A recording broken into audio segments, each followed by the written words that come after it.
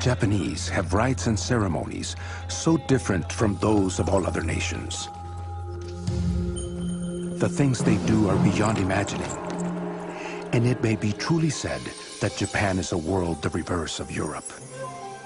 To the first Westerners in Japan, it was a mysterious world.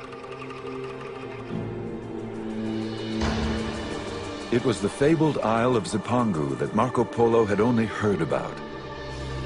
The land of riches that Christopher Columbus set out to find.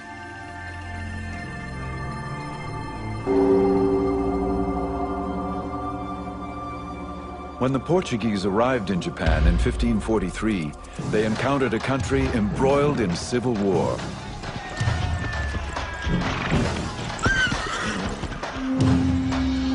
Out of this chaos, one samurai warrior would emerge.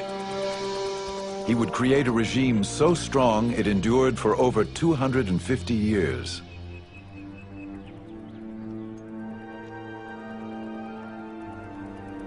Witnesses to this world, both Western observers and Japanese, wrote of these changing times. Theirs is a story of flowering culture, of poetic ritual, and of rigid power struggles. It is the saga of opening trade with Europe and then closing its doors to the West. These are the memoirs of Japan's secret empire.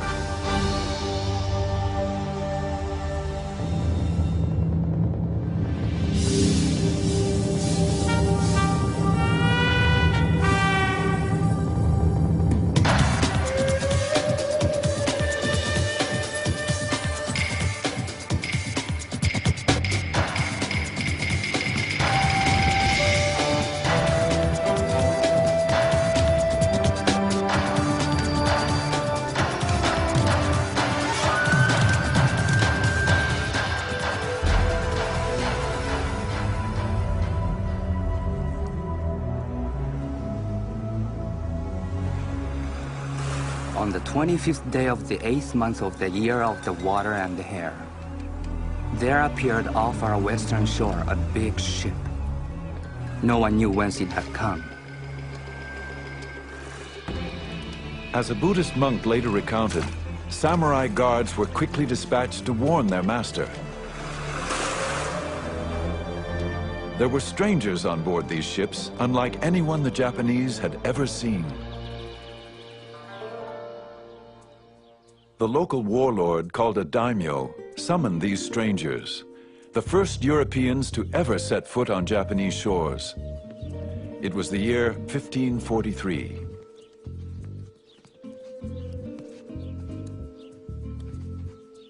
When these Portuguese merchants arrived, the daimyo was intrigued by their peculiar, unknown weapons. The Japanese always like novel things, new things, a fad, so to speak. And so they were very, very interested in the Europeans.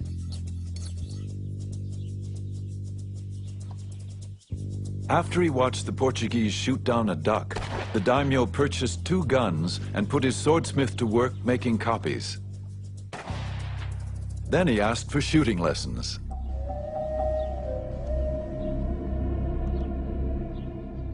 These first Europeans, their guns and their religion, would have unforeseeable consequences.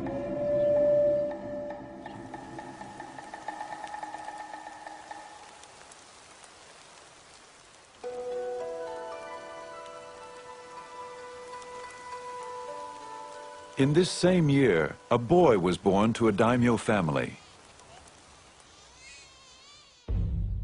He would be known as Tokugawa Ieyasu. His destiny would be to change Japan forever. As an elite member of the samurai class, the boy inherited a world of tradition. A feudal realm of samurai warriors who ruled by birthright and sword.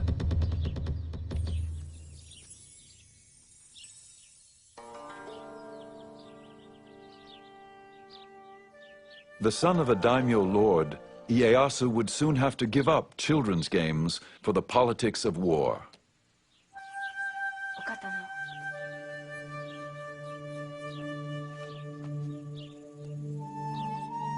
When Ieyasu was still a child, the ruling daimyo demanded that Ieyasu's father send the young boy to him as a hostage, insurance that all orders would be obeyed. When children were taken as hostages, it did not mean prisoners. This was all part of the political negotiation in which alliances had to be formed because no one trusted no one else. So there had to be a guarantee, and therefore the hostage was used.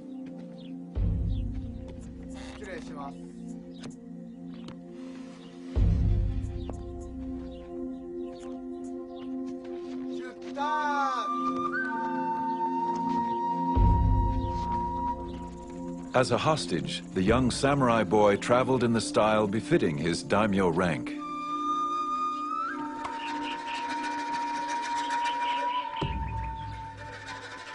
He could not know his destiny, nor could he know that he would never see his father again.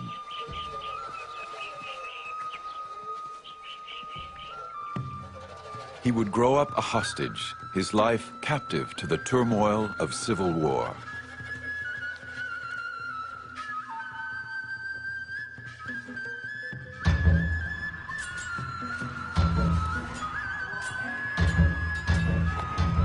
The whole of Japan was involved in wars. Treachery was rampant and nobody trusted his neighbor. They would enter into league with one faction and then desert it for another, as the winds of fortune blew.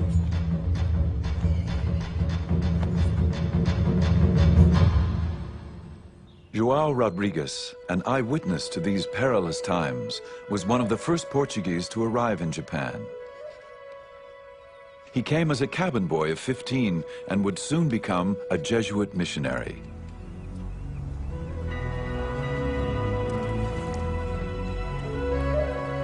As Portuguese merchants traversed the oceans in search of new ports for trade, Jesuit missionaries accompanied them, searching for souls to save.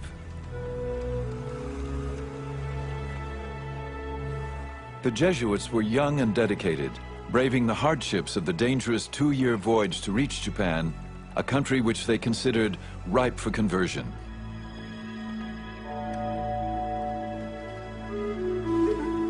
They sent home tantalizing reports of an alien world.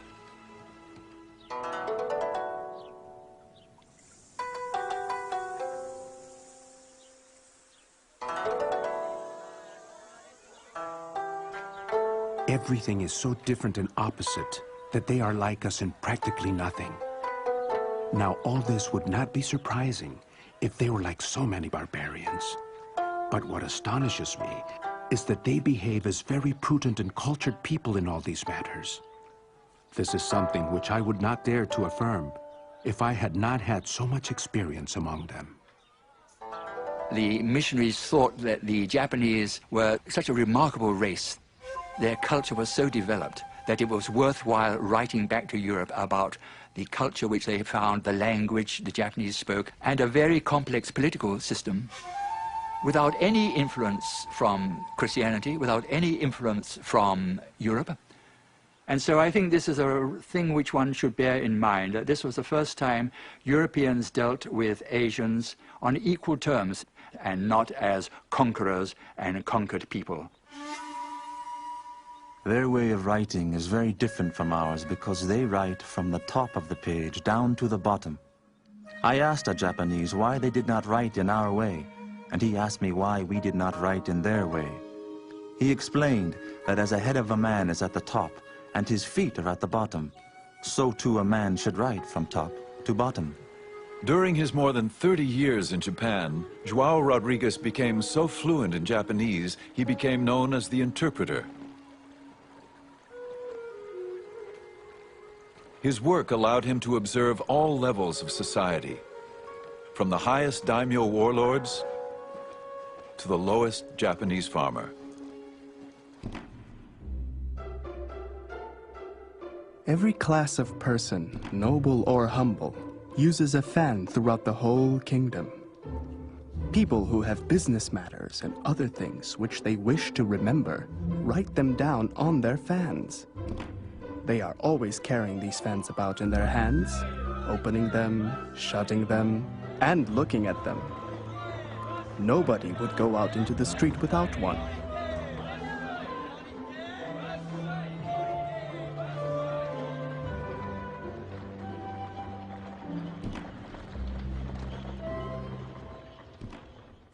The Japanese, João Rodrigues observed, regarded the Europeans with equal fascination. They greatly wondered at our big and long noses, thick beards, and red or fair hair, and considered all these things as so many defects. They called them the Southern Barbarians, which is not a very flattering term. Their eating habits were rather different. The Japanese were so polite, eating with chopsticks, etc. Whereas in those days, Europeans normally ate with just a knife and with your fingers. And then, of course, most of the Japanese take a bath every day, whereas Europeans, I'm afraid in those days, went for months and months and months without taking a bath. And to some extent, they deserved the epithet of barbarians. But however they were regarded, the missionaries were determined to stay in Japan. Our only desire was to preach and proclaim the law of the Creator. Even if there were only one Japanese Christian in the whole country, any missionary would spend all his life here just for the sake of that one person. These men were very, very zealous, and the conditions were rather good for the conversion of people to Christianity. When you have bloodshed, revolutions, fighting, battles, death in large numbers, obviously people's thoughts do tend to go to the next life. In little more than 50 years, these missionaries established over 200 Catholic churches, primarily in southern Japan, and converted up to 250,000 Japanese.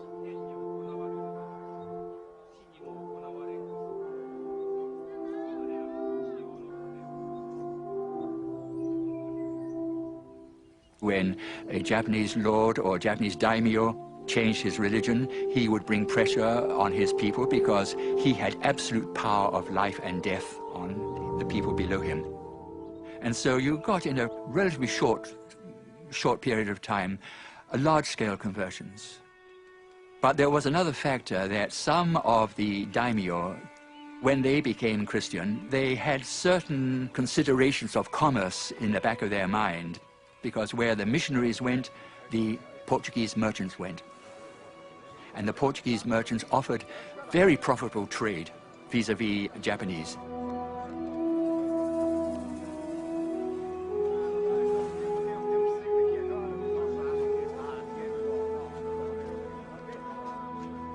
Commerce and religion intertwined. Some Japanese profited, while others watched with growing concern, convinced of Christianity's threat to their power. Merchants and missionaries, these early Europeans had set a course which would eventually run into unexpected consequences.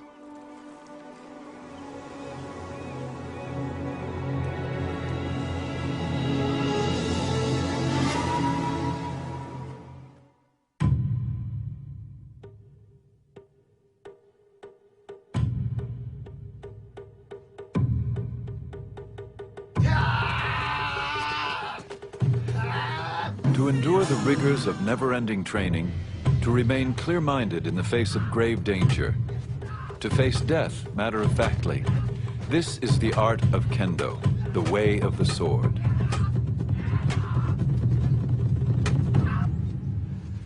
Master swordsmen taught young samurai the skills of sword fighting and the traditions of a samurai code of honor. This was the education the young Ieyasu would receive, even as a hostage. When you took a hostage in a certain class, they were usually treated very cordially, and they were given education just as they would be given at home.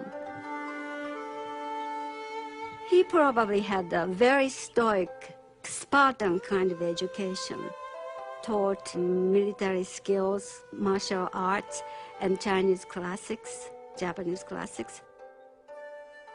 The entire life of Ieyasu was that of patience and forbearance, people say.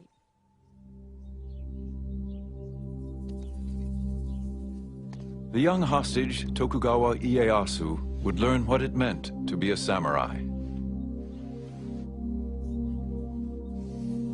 Adopt a stance with the head erect, neither hanging down nor looking up, nor twisted. Do not roll your eyes nor allow them to blink, but slightly narrow them. Brace your abdomen so that you do not bend at the hips. A legendary swordsman, Miyamoto Musashi, would preserve the way of the samurai in a classic book, The Five Rings. It was a guide to strategy, its philosophy embraced in Japan even to this day. In all forms of strategy, it is necessary to maintain the combat stance in everyday life, and to make your everyday stance your combat stance.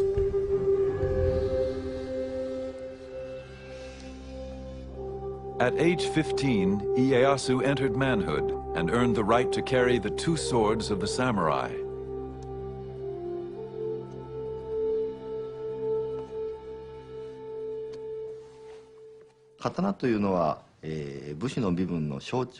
The sword was a symbol of the samurai class.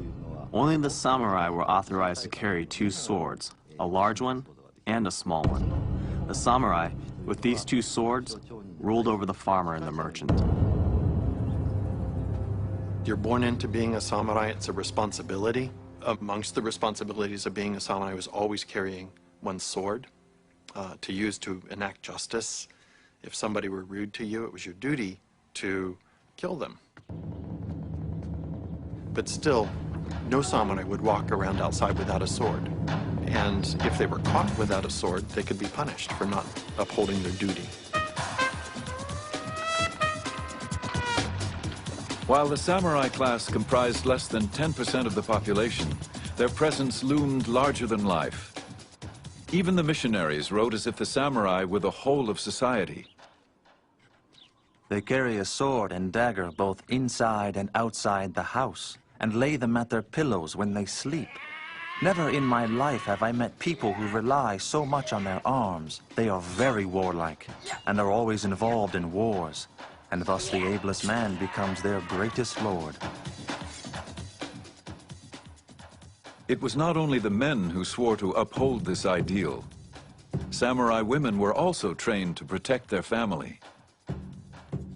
The most important thing about samurai's daughters or wives was never to forget the honor and the pride as samurai's daughter. In crisis, they had to be prepared to kill themselves rather than be shamed, disgraced by the enemies.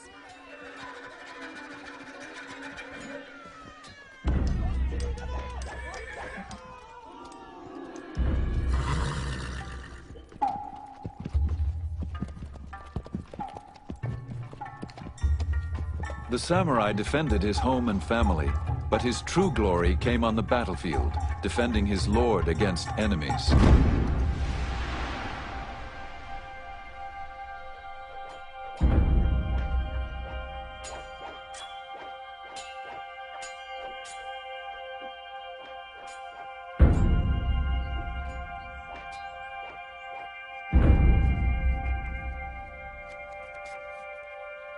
The samurai dressed carefully for combat. The finely stitched fabric and leather appeared elegant, even fragile. Unseen were the tightly woven plates of steel.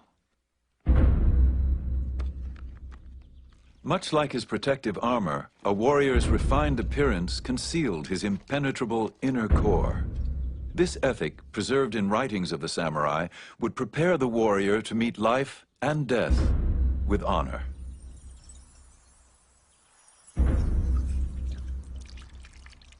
A samurai would wash himself with cold water every morning, scent the shaven top of his head and hair with incense to make himself presentable. He was ready to be killed in battle at any moment. Cherry blossoms are often compared to the samurai, They are a beautiful sight, like the warrior in his shiny armor, but it takes only one big storm for the petals to fall to the ground, just like the warrior in battle.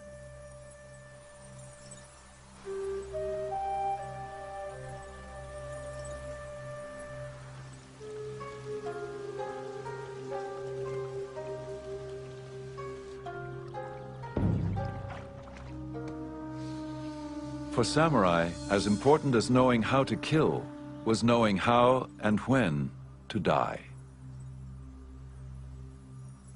In the battlefield especially, your last moment of life, you have to show your control. The controlling your body, controlling your destiny, fate, is the indication of your internal strength. So it's the last moment that you have to stage your death. Seppuku, or harikiri, is the ritual of suicide as practiced by samurai. A samurai warrior carried two swords on his hip, a long one and a short one. The short sword was for cutting open his abdomen. Why would a samurai cut open his abdomen?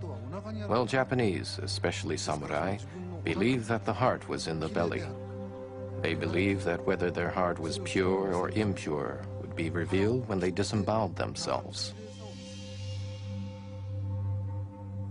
From the death poem to the final thrust of the dagger, seppuku is a ceremonial ritual of suicide ensuring an honorable death.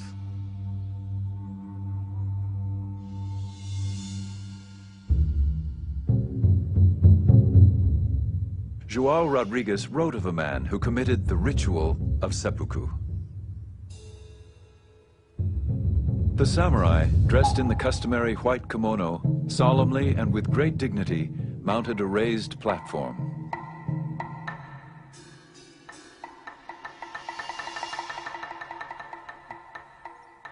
Then, in a loud voice, he told them to watch him carefully as he cut himself open.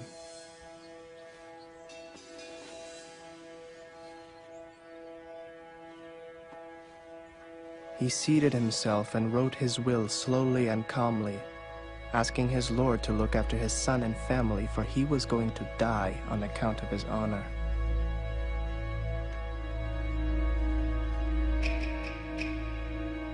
He bade farewell, and then in front of them all, he fearlessly cut his belly. And so he died. This sort of thing often happens.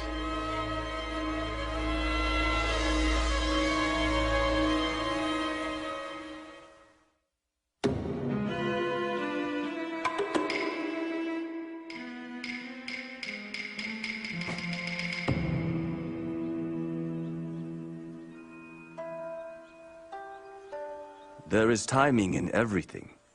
Timing in strategy cannot be mastered without a great deal of practice.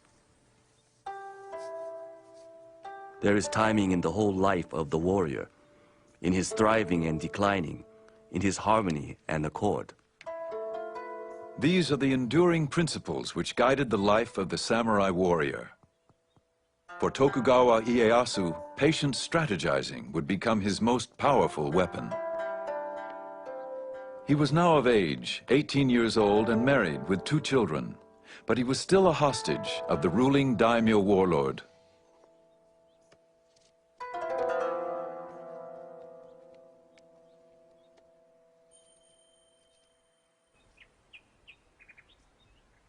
As time passed, Ieyasu strengthened his skills as a warrior, fighting alongside his daimyo master. When his master was killed in battle, Ieyasu was finally free to determine his own destiny. Ieyasu was put in a position to have to make a decision at some point, whether to go along with the hostage family, but at all times he never forgot his ambition to go back to his original castle and to regain all the territory that his father's family had, and to expand that, and to go back to his retainers who were faithfully waiting for him.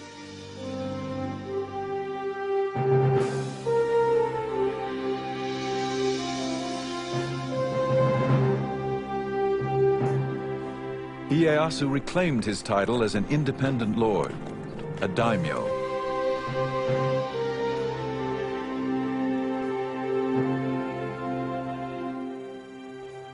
He returned to his family estate. He could now fight on his own terms, for his own people. I fought against my enemies solely in order that I might take my revenge on my father's adversaries. Because I was convinced of the rightness of my intention to help the people and bring peace to the land. The years of captivity had honed his discipline. According to his samurai training, he now carefully plotted his strategy.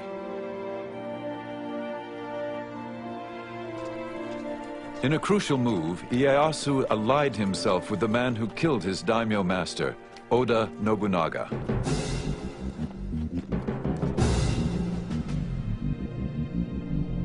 Nobunaga had become the most powerful warlord in Japan, feared and ruthless. The missionary João Rodrigues documented Nobunaga's campaign to unify Japan. Nobunaga was the first to begin cutting through the thick forest of wars and discord in Japan. He subdued about half the country, and fear of him made the remaining part ready to obey him in anything.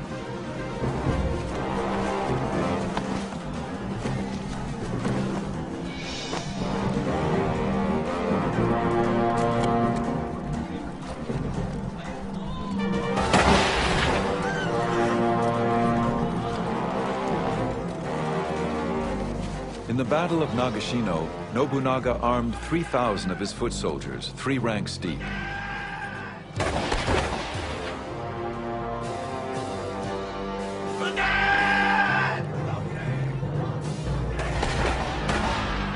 As 10,000 enemy warriors charged, Nobunaga's musketeers fired in succession, decimating the opposing army.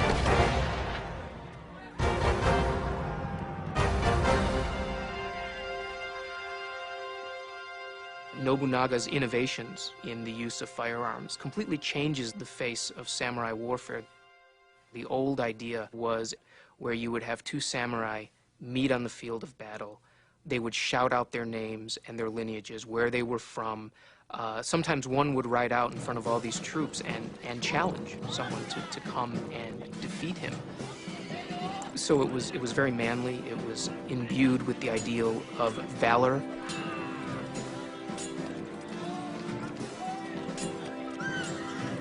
Now you have faceless ranks of samurai shooting other faceless ranks of samurai.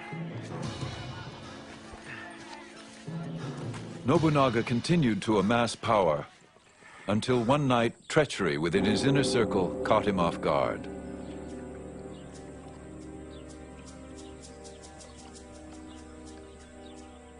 A missionary was nearby.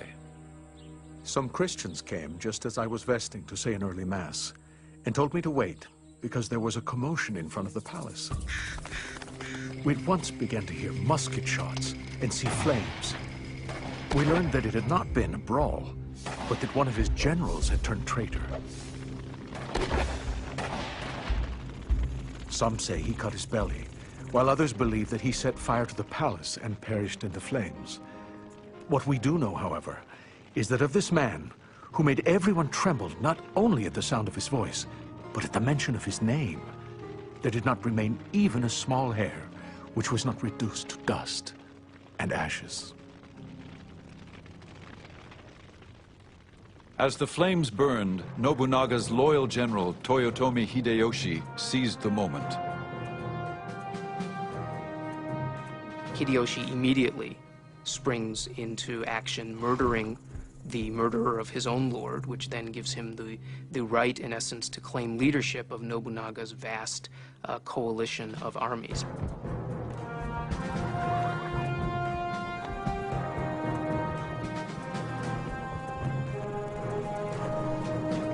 Ieyasu watched from a distance. Would he subordinate himself to Hideyoshi's command? Or was it time to fight for control?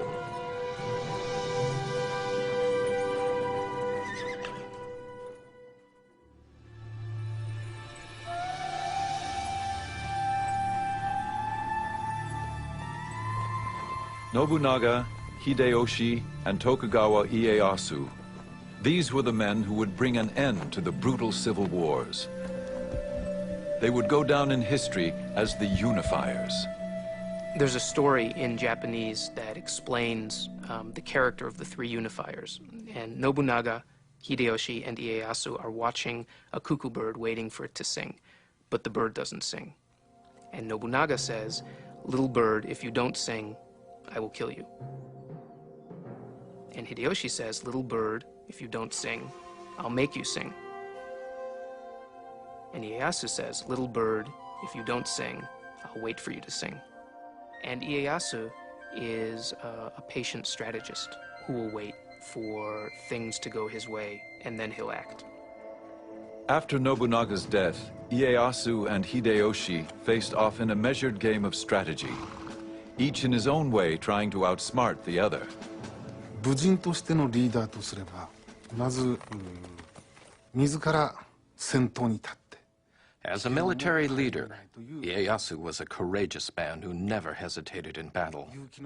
However, though he was brave, he was also cautious. One famous story, Ieyasu was known as an excellent horseman. One day he and his troops had to cross a very narrow bridge over a raging river. Everyone was watching to see how the great Ieyasu would ride his horse over this dangerous bridge. To his men's surprise, Ieyasu dismounted, took the horse's reins in his hands, and carefully led the horse over the bridge to the other side of the river. That's how vigilant he was. I believe this kind of caution helped him to be victorious in battle.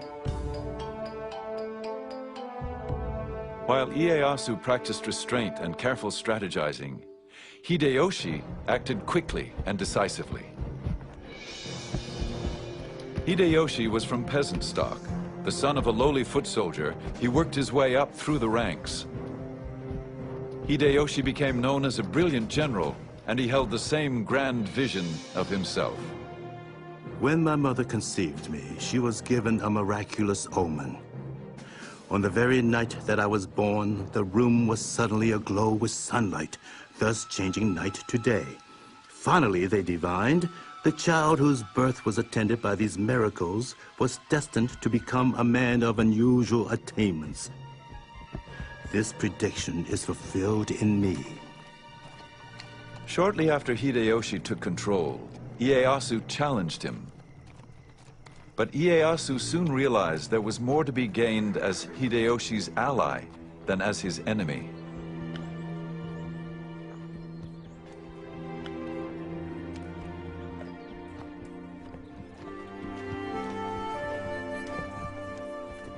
Hideyoshi rewarded Ieyasu for his loyalty with a vast domain of land and ordered him to make his headquarters in the remote fishing village of Edo, 300 miles east of Hideyoshi's castle in Osaka.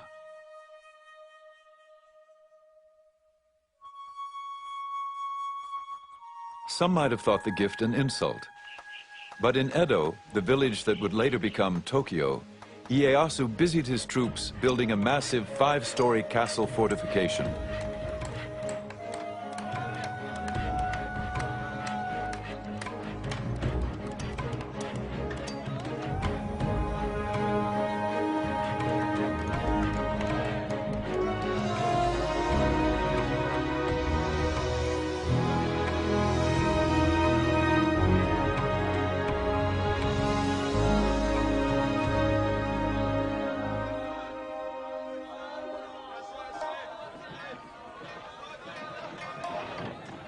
Within the walls of the city of Osaka, Hideyoshi was consumed with fortifying his own castle.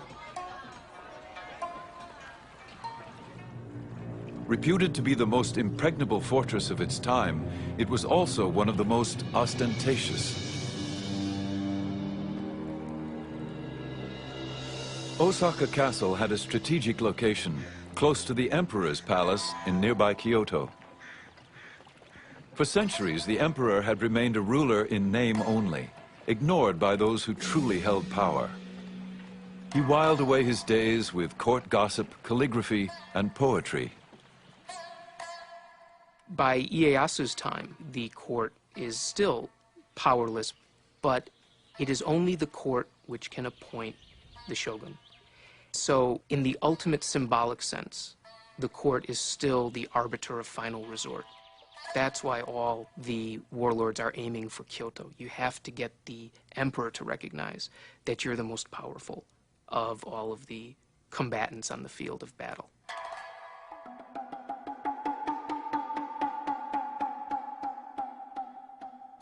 Hideyoshi curried the emperor's favor, inviting him to no plays and musical performances.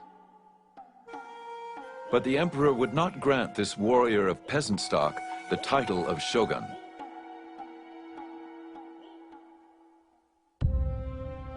Ieyasu never relinquished his desire for power.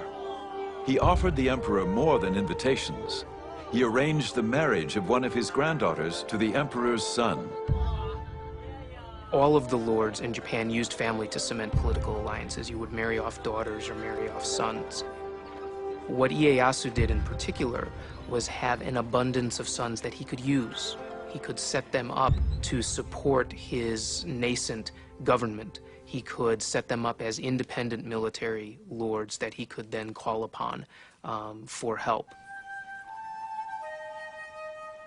In contrast, Ieyasu's rival Hideyoshi failed to produce a male heir.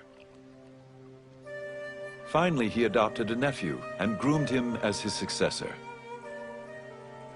Then, at 60 years of age, Hideyoshi finally fathered a son of his own. He called him Hideyori, and he was the jewel of his life. Hideyoshi's thoughts now turned to the safety and survival of his young son. I cannot describe the endless tedium, as if I were guarding an empty house when Hideyori is not here with me.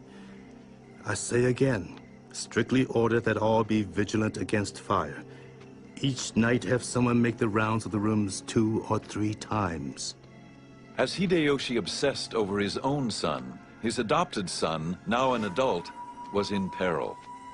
It's clear that by the end of his life, Hideyoshi was acting more and more erratically. He became increasingly cruel, if not sadistic. Then when he finally, in his final years, produced an heir of his own, he ordered this adult male who had been his heir to commit suicide. Hideyoshi then ordered his adopted son's entire family put to death. A missionary recounted.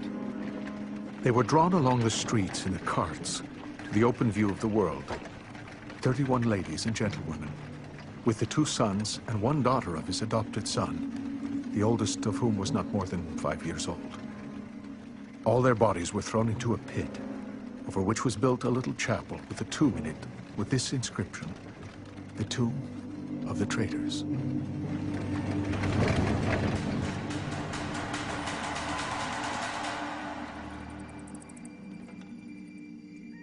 Soon after, Hideyoshi's health began to fail.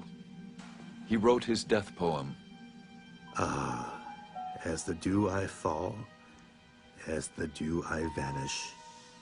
Even Osaka Fortress is a dream within a dream. Hideyoshi then called Ieyasu and 4 of the most powerful daimyo to his deathbed. He appointed them legal protectors of his 5-year-old son Hideyori, his heir and the future ruler of Japan.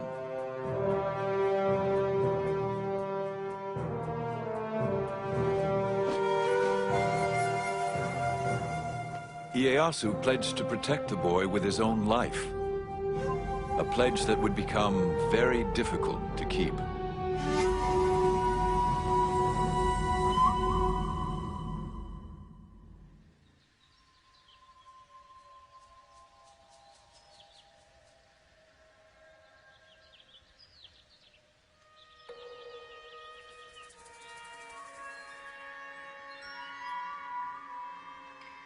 It is said that war is a curse. It is resorted to only when it is inevitable. However, in time of peace, do not forget the possibility of disturbances. Ieyasu was on guard. Those daimyo who feared his growing power began to plot against him. Ieyasu's territory now extended throughout most of Japan. He was determined to maintain his holdings and expand his base of power. One of Ieyasu's nicknames is the Old Badger, and it reflects his craftiness as well as his famed ability to wait.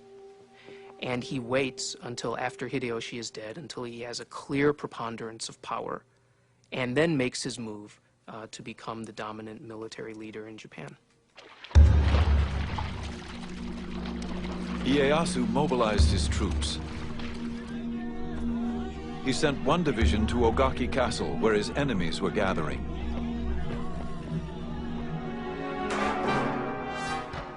When the battle began, women and children rushed to safety.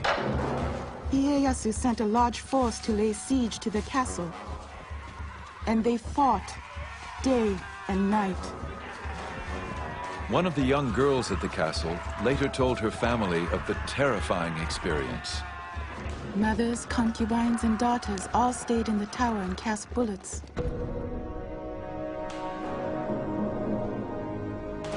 There was panic. A bullet struck my younger brother, killing him on the spot. It was a cruel sight. Indeed, it was. We felt as if we should die. There was nothing but fear and horror left. As the battle wore on, heads of slain warriors were brought to the castle to be prepared for the ritual presentation to the victor. It was believed that even in death, the samurai should be viewed as a worthy opponent. Those people who were in the castle would wash the heads, and they would put some cosmetics on the face of the dead corpses because they were proof of having killed someone important. That was part of the very small part of what they did, which is inconceivable to, us modern people, modern women. All the decapitated heads were brought into the tower. We weren't a bit afraid of the heads and used to sleep in the midst of the nasty smell of bloody heads.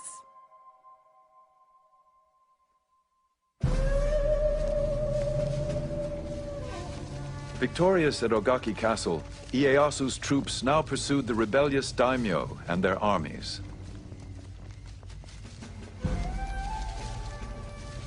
They faced off in a narrow valley just west of the village of Sekigahara. This would be the battle that changed the course of Japanese history. Ieyasu set up his command post atop a hill overlooking the valley, waiting through the night for the rest of his armies to arrive. At dawn, Ieyasu's attendant physician hastily noted in his journal, "Slight rain. Dense fog in the mountain valley. Can't see. Barely made out enemy banners. On horseback, Lord Ieyasu made out their positions. Estimate distance at 2.5 miles. Ieyasu was outnumbered, with only 50,000 troops challenging his enemy's 80,000. He waited for his son to arrive with reinforcements.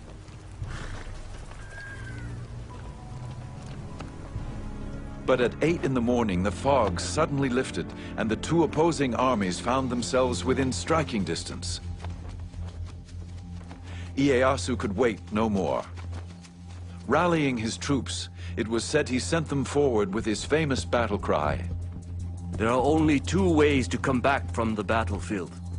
With the head of an enemy, or without your own.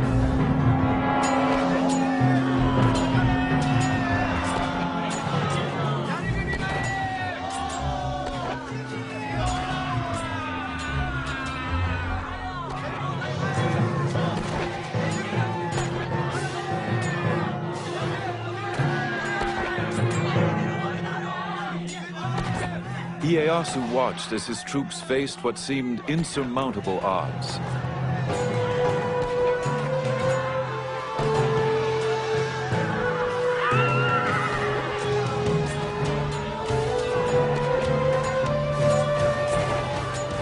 Then, suddenly, the tide turned.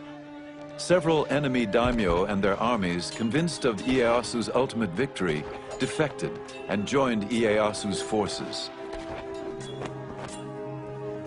By 2 p.m., Ieyasu's troops had defeated the rebellious army.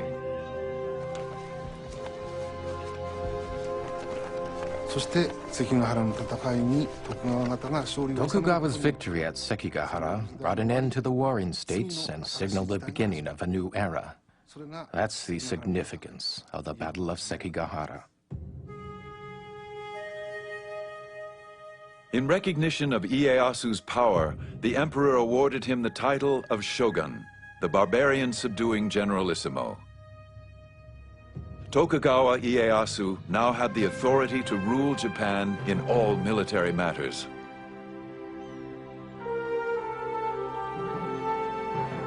He ruled unchallenged, but always there was the specter of Hideyoshi's young son Hideyori growing up in Osaka Castle.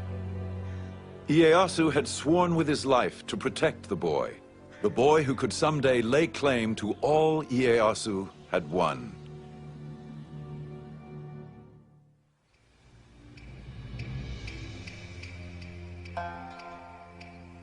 As the young boy Hideyori approached manhood, a daimyo warned, "Although he is Hideyoshi's heir, Ieyasu would never let him rule Japan. Sooner or later, some ambitious character will foment rebellion in his name. And even if Hideyori knows nothing about it, he will be blamed and forced to commit suicide to the grief of Hideyoshi's ghost." Now, the Tokugawas had no divine right to rule Japan. They ruled Japan because they were the most powerful, they had the most money, they had the most soldiers, but they had no divine right. And there were many other powerful daimyo, especially in the West, the Christian daimyo.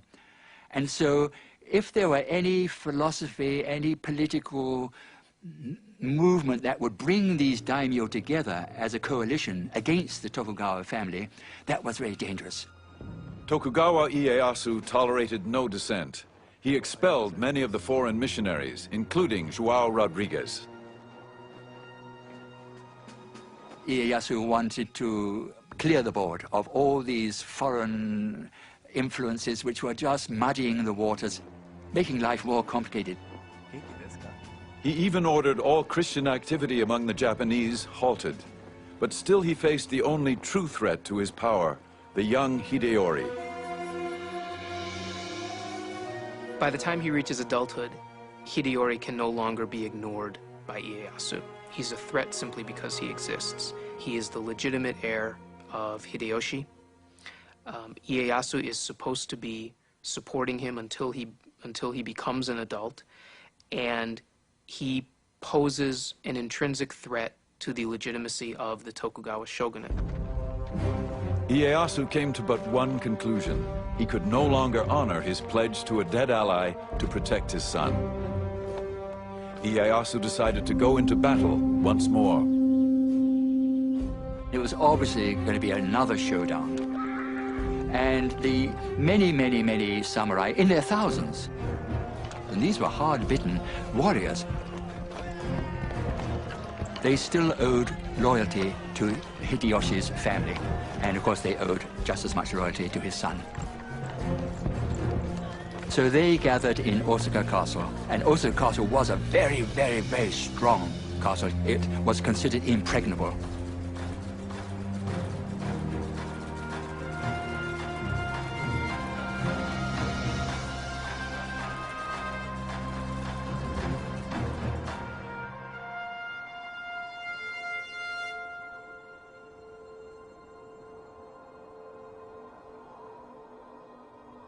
In the winter of 1614, Ieyasu accused Hideyori of subversion and ordered his troops to advance against Osaka Castle.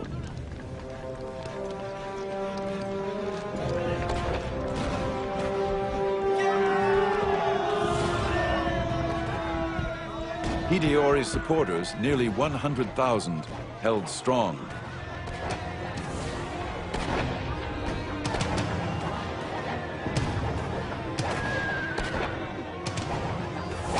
Ieyasu retaliated with a devious plan. He sent a woman samurai to negotiate a truce with Hideyori's mother.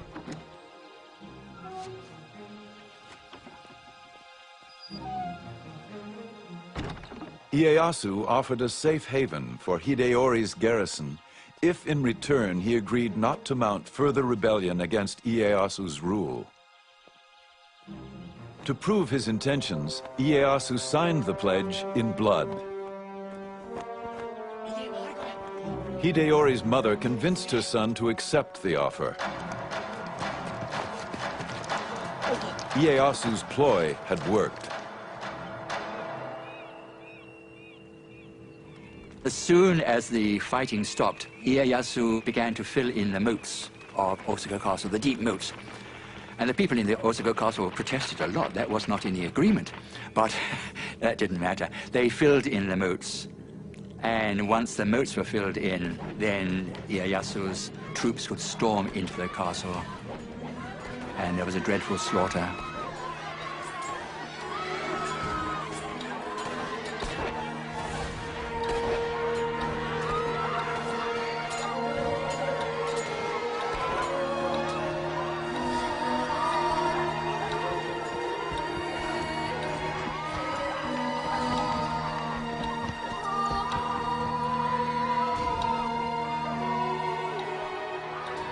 Thousands of defeated soldiers, women, and children fled the castle compound.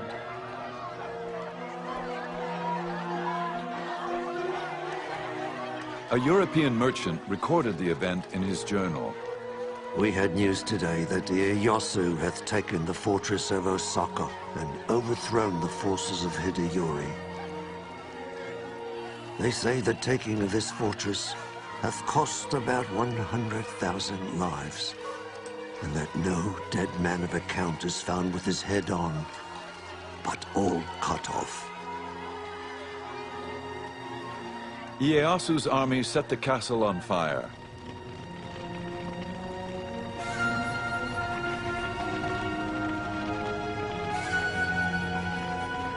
As the flames raged around him, Hideyori refused to surrender and was left with no other option.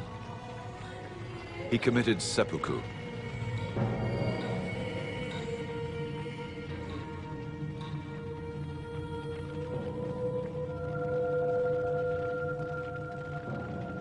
There's one big problem with killing Hideyori, however, and that's that Ieyasu was supposed to be his supporter.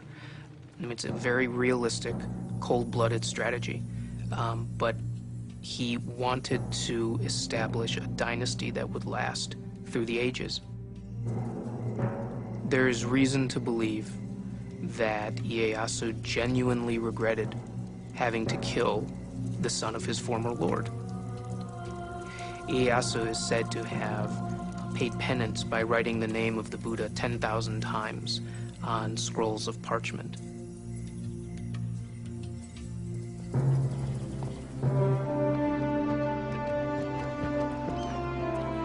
Tokugawa Ieyasu had wiped out the last threats to his power, or so it seemed. But not everyone was under his control.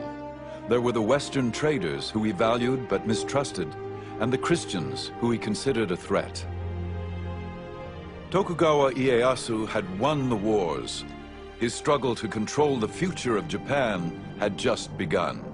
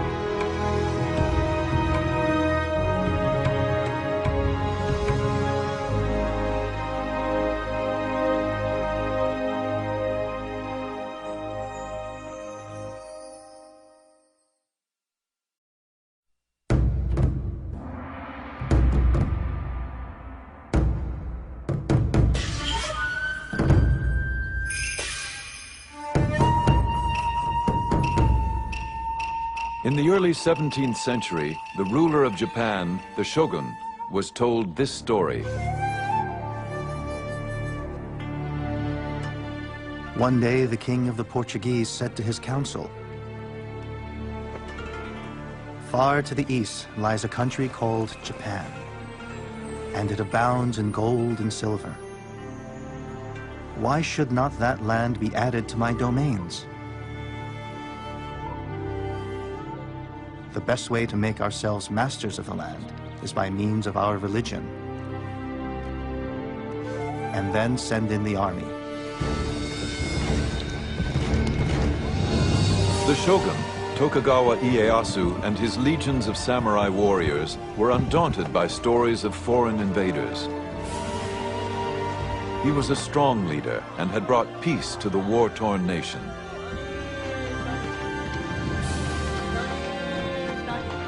Yet foreign dangers and internal unrest remained a threat. As Japan deferred to the will of the shogun, eyewitnesses wrote of these remarkable times. These are their memoirs of Japan's secret empire.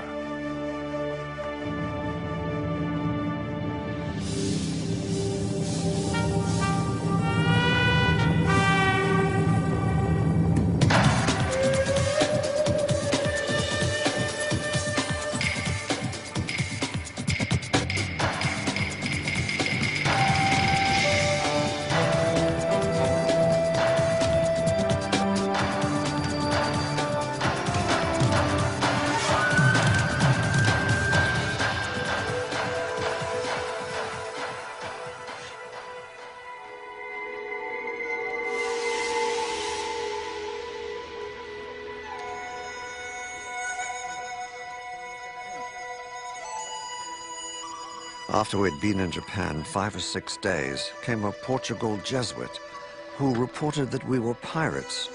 We looked always that we should be set upon crosses, which is the execution of this land.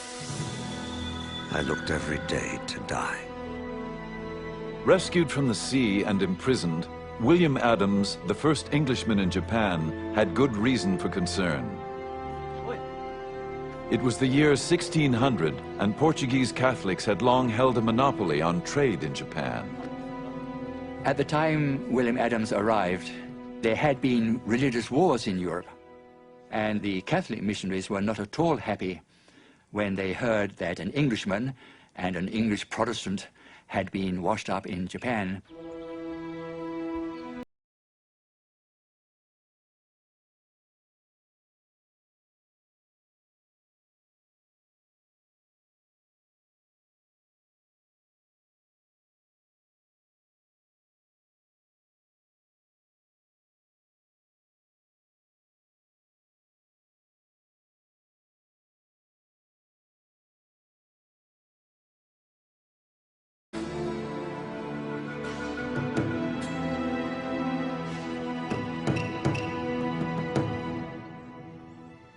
The ruler demanded of me of what land I was, and what moved us to come to his land, being so far off.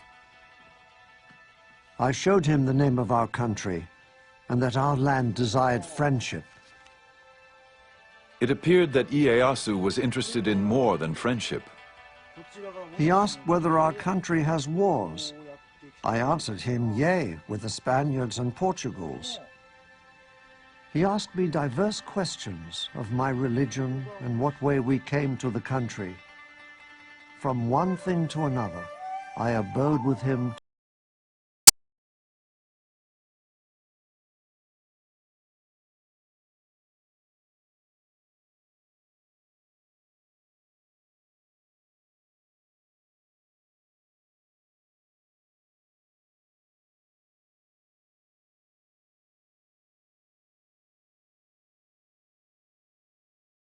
Spanish merchants, but was wary of their Catholic missionaries who preached obedience to a God more powerful than he.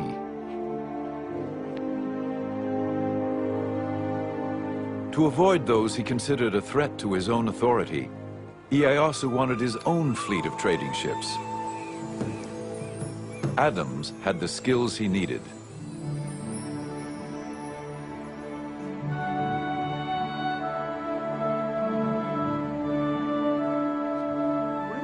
The English pilot had apprenticed as a shipwright.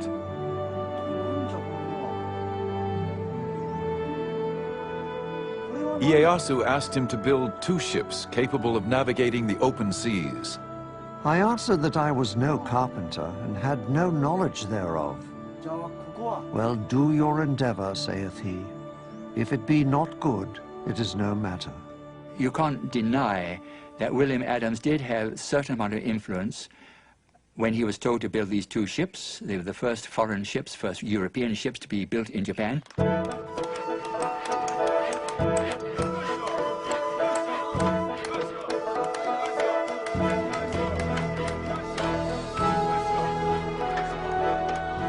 They were built with Japanese workers, of course, under his supervision.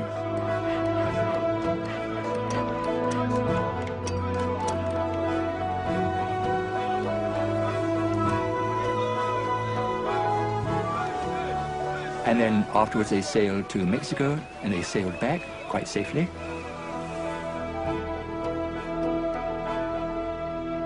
Ieyasu now had the leverage he desired. When the Catholic missionaries continued to gain converts and create problems, he expelled them. Life was complicated enough without these pesky foreigners interfering. And so that probably was the reason why he did not want Christians in Japan. Ieyasu replaced his Catholic interpreter with William Adams, who had been quick to learn Japanese. He was a Protestant, of course. Ieyasu knew that he had no interest in helping the missionaries, and so he was rather a valuable man to have around. Ieyasu still wanted to trade with the West, but on his own terms. Adams convinced Ieyasu that the Protestants did not want to convert his people. Ieyasu soon made him his commercial agent, and Adams negotiated especially favorable terms for the growing Dutch East India Company.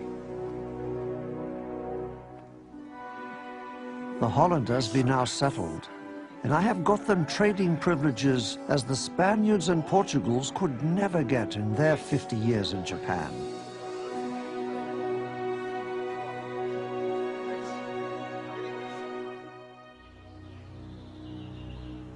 Adams married and settled down into Japanese life. He adopted Japanese dress and was awarded the right to wear the 2 swords of the samurai. And he was given an estate with about 70 or 80 servants, which is pretty good, far better than his standard of living in England would have been, of course. And I think towards the end he lost his desire to go back to England because he knew he would just be a working class man in England, where back in Japan he has 80 servants to wait and hand and foot on him.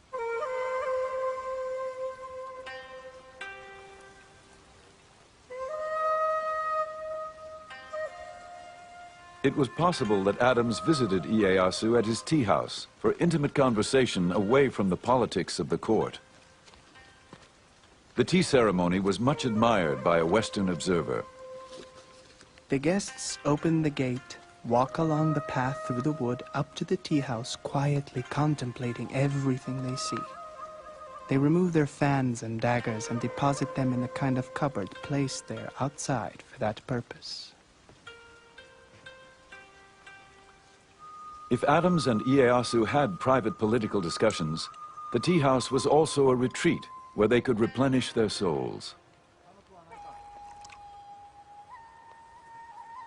This gathering for tea and conversation is not intended for lengthy talk, but rather to contemplate within their souls, with all peace and modesty, the things that they see there, and thus, through their own efforts, to understand the mysteries locked therein.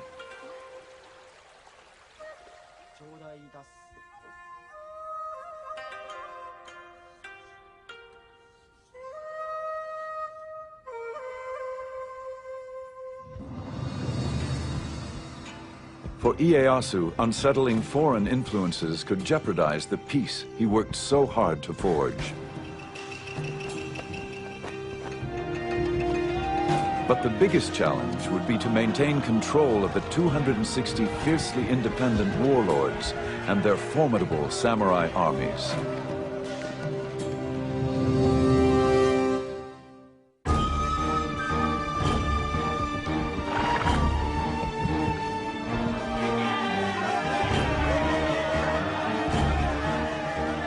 Tokugawa Ieyasu became shogun in 1603 and united Japan after generations of civil war.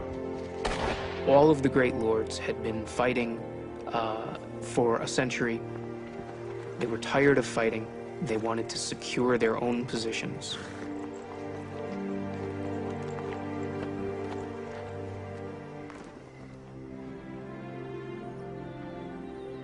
But as a court chronicler documented, the task ahead would not be easy. Although he had conquered the country on horseback, being a man of wisdom, he fully appreciated the impossibility of governing the country on horseback. He was interested only in discovering the key to government, how to govern oneself, the people, and the country.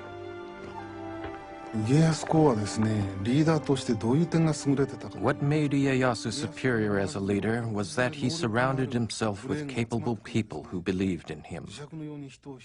There's a story about a low-ranking samurai who asked to meet with him. Ieyasu listened attentively. After the man left, a higher-ranking lord said to Ieyasu, "What a waste of your time." Ieyasu replied, "It took great courage for that man to approach me. If I didn't listen, he would never come again." Peace would not be secured by leadership alone. Ieyasu had to curb the power of the daimyo, the feudal lords. These lords are building enormous territorial, centralized domains. What the feudal lords are trying to do is essentially control everything and everybody within their territories. They control all the fighting men, they control all the peasants, they control all the resources. Ieyasu allowed the daimyo to rule their own domains, but he prohibited them from doing anything that might enhance their power or status relative to each other. In Tokugawa, Japan, a daimyo was restricted to only one castle, and to enlarge it, he had to receive permission. A new ship? Ask the shogun. Arrange a new alliance through marriage? Only if the shogun approved. Ieyasu would maintain the peace through this ordered control, and it extended through all levels of society. The Japan that Ieyasu fashioned was built on the ancient teachings of Confucianism. Obey the traditions of hierarchy and respect authority. A Japan in keeping with the samurai traditions. It was a rigid society with lots of rules and regulations. Everybody must know their place in society and stick to it. That was the theory. Didn't always work out in practice, of course, but that at least was the theory. All samurai were members of the elite class, whether he be a daimyo warlord or a lowly foot soldier. Next in line were the farmers, then the artisans. At the very bottom were the tradesmen, considered the parasites of society. The Tokugawa shogunate would issue many rules to control and maintain the rigid class structure, from what you could eat to what you must wear. Lords and vassals, superiors and inferiors, must observe what is proper within their position in life. Without authorization, no retainer may wear fine white damask, white wadded silk garments, purple silk kimonos, purple silk linings, and kimono sleeves which bear no family crest. The rules and regulations kept everyone in their place, but for the daimyo at least, there were still ways to earn special privileges. Ieyasu decreed that the lords must help build his castle and the surrounding city of Edo. The construction became a grand competition as each daimyo vied for the shogun's favor.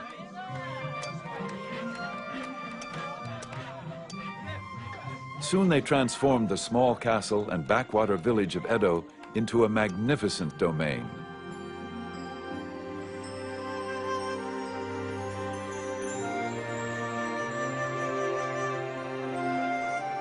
The city later known as Tokyo. The streets are far broader, longer and straighter than the streets of Spain. They are kept so clean that you may well think that nobody ever walks along them. The emerging splendors of Edo were recorded by Rodrigo de Vivero y Velasco, the governor of the Philippines, who had been shipwrecked off the coast of Japan. He spent several months in the capital as a guest of the shogun.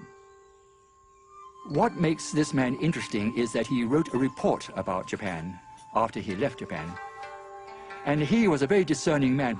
He saw various aspects of Japanese life which other people had not seen. The people live in particular streets according to their trade and station. One street, for example, is reserved for carpenters.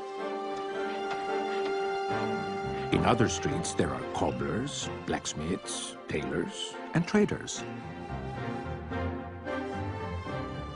The nobles and people of quality live in the streets and districts quite different from the rest of the town, and no commoner or person of the lower classes mixes with them. Those daimyo who had gained most favor lived closest to the castle and were granted more audiences with the great ruler himself. While Vivero y Velasco was in the castle being received in audience by Ieyasu, he saw a powerful daimyo come into the castle to pay homage to Ieyasu.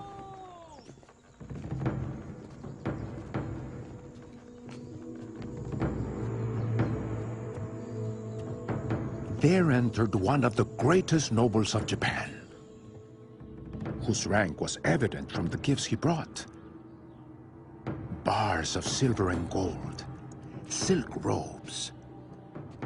All this was first placed on some tables, but I do not believe the ruler even looked at it.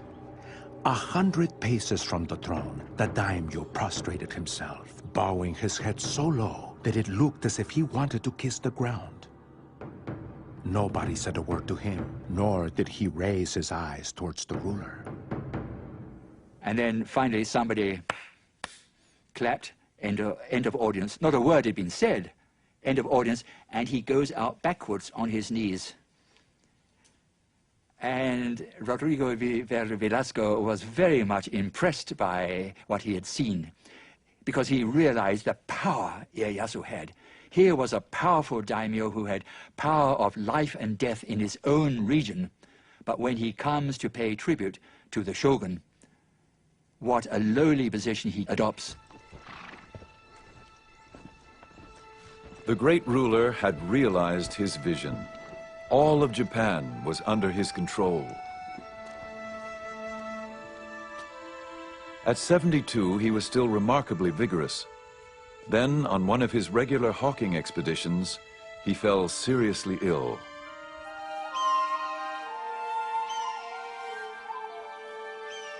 As he lay dying, he planned the details of his funeral. It would be a simple ceremony. His ashes taken to the top of a mountain overlooking the land where he so often went with his hawks. Here, he felt, his spirit could soar over his beloved land, holding the realm together. Ieyasu had carefully forged his well-ordered society. He would not leave the future of Japan to whim.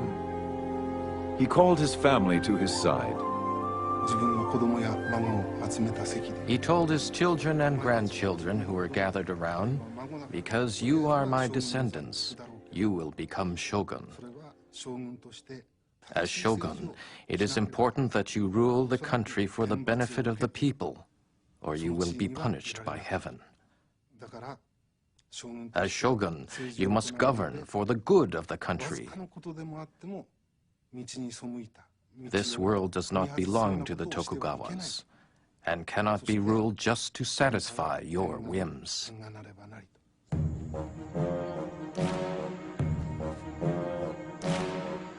Among the family members was a young grandson, destined to become shogun. The child, Iemitsu, would grow up determined to carry on in the footsteps of his famous grandfather.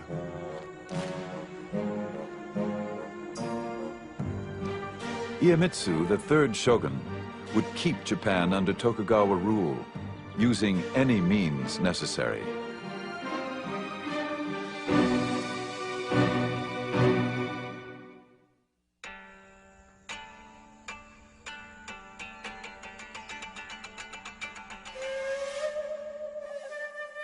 The third Tokugawa shogun, Iemitsu, worshipped his late grandfather.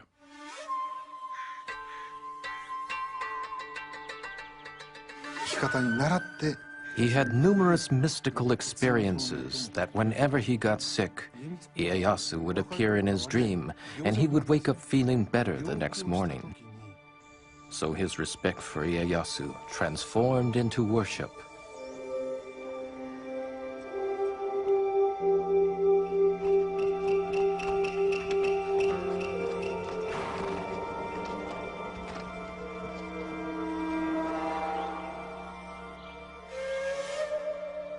Iemitsu always carried a charm containing a piece of paper saying, "To live according to the way his grandfather would have lived."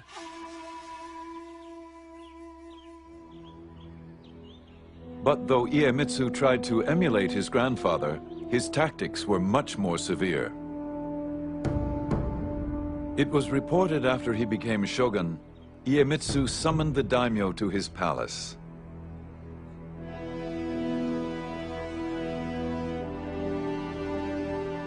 The lords waited all day in the cold without food or shelter.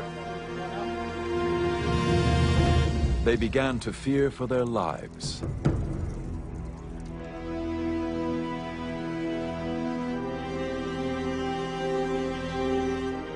Until at last, they were called into Iemitsu's inner sanctum, where he delivered his ultimatum.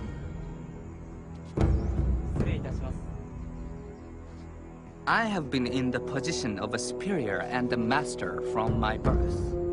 I shall henceforth treat all daimyo as my subjects. Those of you who may disobey me may quickly return to your provinces, repair your castles, and prepare for arms. I shall act accordingly. Iemitsu is a fascinating shogun. He's the first shogun who doesn't lead troops in battle. He had not proved himself on the battlefield. He did not have his own men who came with him into office when he became shogun. Iemitsu inherited a nation at peace.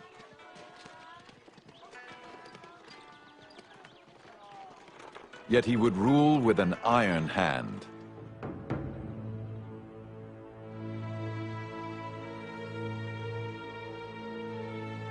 He listened to few and spared no one. He would not tolerate competition, not even sibling rivalry. He ordered his younger brother to commit suicide.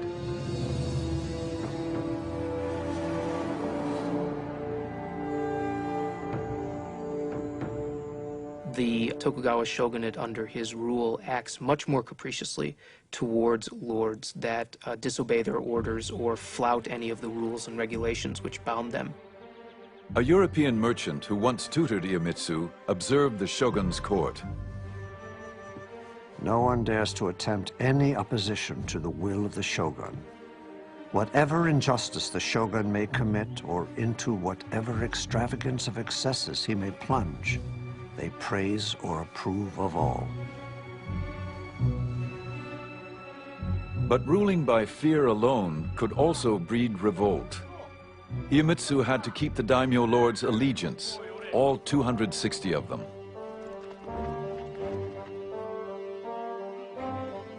In peacetime, there was no common enemy, no spoils of war to reward the daimyo for their loyalty. Iemitsu had to find some other way to control the daimyo lords.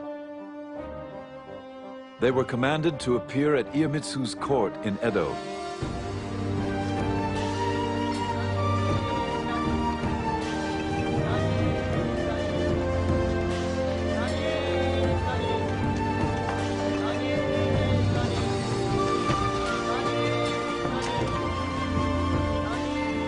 And they did not journey alone, as witnessed by a German traveler.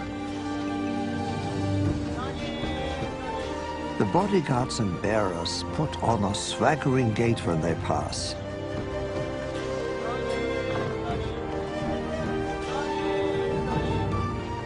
With every step, they kick up their heels nearly to their backsides, and at the same time thrust the opposite arm forward.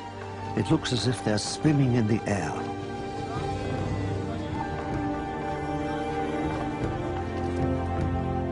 These elaborate processions often numbered in the thousands. They were part of a system known as alternate attendance. The alternate attendance system had been evolving over the decades of Tokugawa rule, and primarily what it meant is that great lords had to spend part of the year in Edo and part of the year back in their domains. They had to travel back and forth according to strictly set schedules, while their wives and children had to spend all their time in Edo. This was the single greatest administrative control on the outer lords during the Tokugawa shogunate.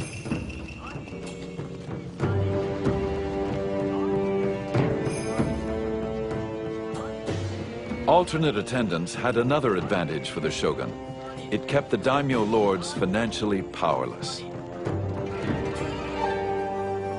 It was reported that a daimyo could spend more than 3/4 of his income maintaining the processions and supporting his army of samurai once they reached Edo. What this also does, by the way, is cause Edo to explode in size. And in fact, there grows up in Edo a class of samurai who only know Edo, even though their domain may be in the farthest reach of Japan. They're born in Edo, they work in Edo, and they only know Edo. For the samurai warrior, life in peacetime Edo was the catalyst that changed the very nature of their existence. Prohibited from bringing their wives and families, the samurai lived a bachelor's life. They were paid a small stipend to perform their official duties, such as they were.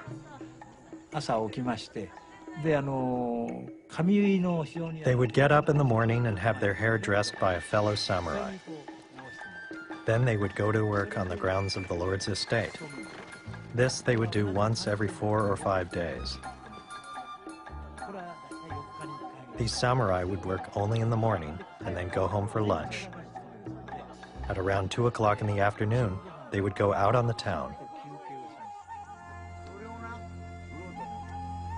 It was a life that the once proud warrior could never have imagined.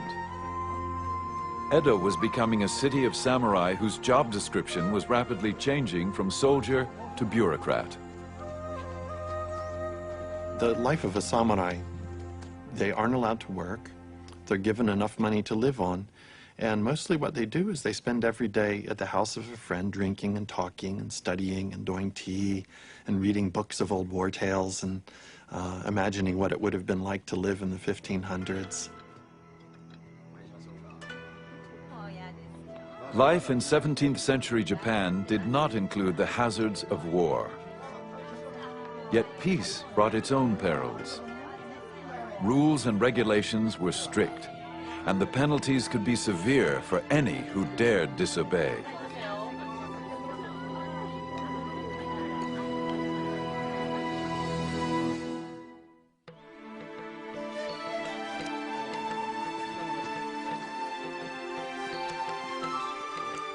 Fluttering our papers, the spring winds blow, when through the open barriers, how gratefully we go.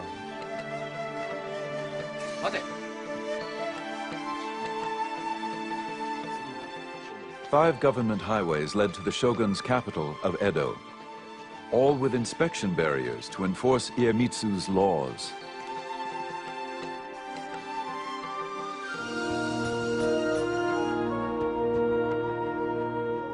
The shogun had improved the roads so his messengers could quickly reach any part of Japan.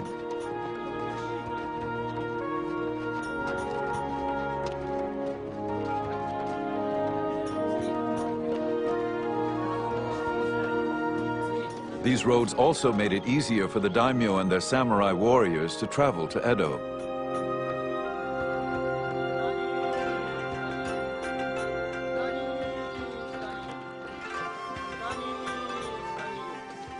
But for most Japanese, travel was an arduous process.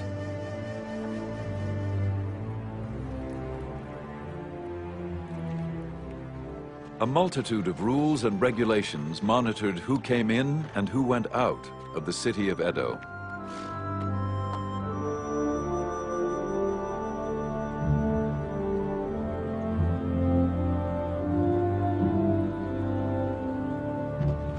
Almost everyone needed a passport. The few exceptions included itinerant performers who proved their identity by showing off their talent, or sumo wrestlers whose girth was ample proof of their profession.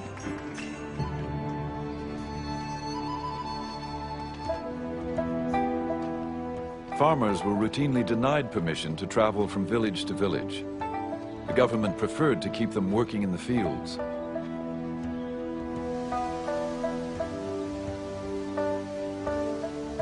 Those without the proper papers often tried to avoid the inspection posts by slipping by on side roads. If caught, there were severe penalties. A traditional Japanese-style punishment meant crucifixion for a man, for a woman, enslavement or enforced servitude.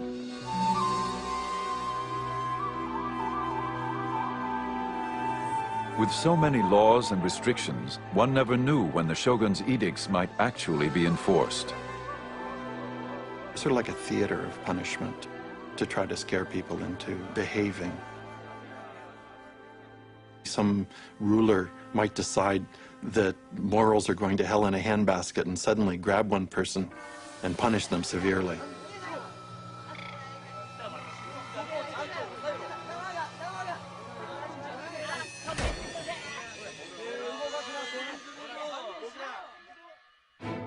Despite the uncertainty, against all odds, travel grew in popularity.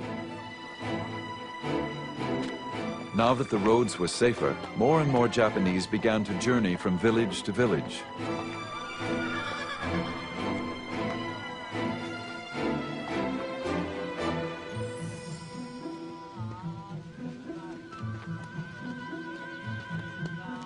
The most traveled road was the Tokaido, which ran for 300 miles from Kyoto to Edo. 53 rest stops dotted the highway. And so these post towns along the 5 great roads of Japan grew up to be very substantial towns themselves. They had inns, they had brothels, they had restaurants, they had places that sold medicine. There essentially grew up a post-town culture. People in the Tokugawa period, they were driven by a curiosity. People were beginning to think about Japan as a nation.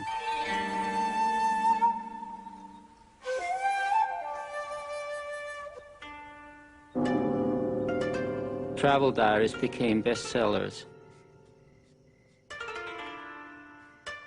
Inoue Tsujo was a young samurai woman writer who kept a diary as she traveled the Tokaido Road.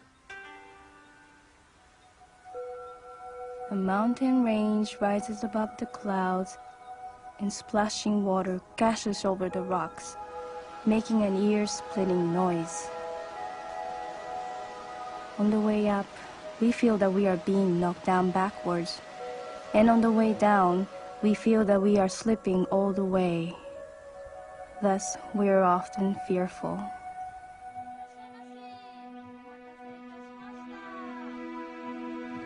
Inns along the way offered welcome respite to travelers like Tsujo.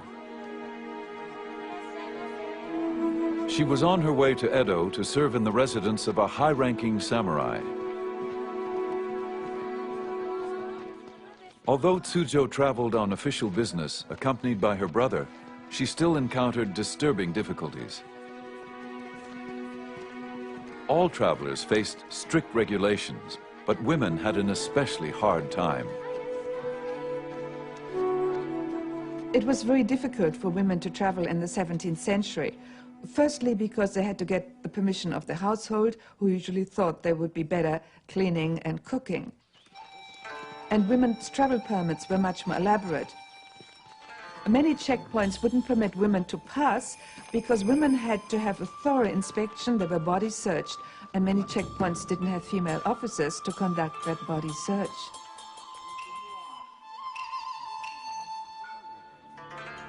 Officials were always on the lookout for women who disguised themselves as boys.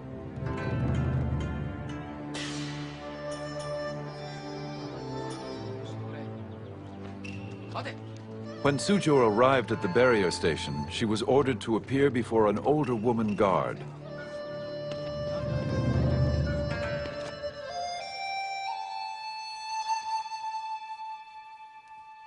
A rough-looking woman examined me, ran her hand through my hair and said something with a heavy accent. It was very unpleasant, but I had no choice. I was afraid of what she might do.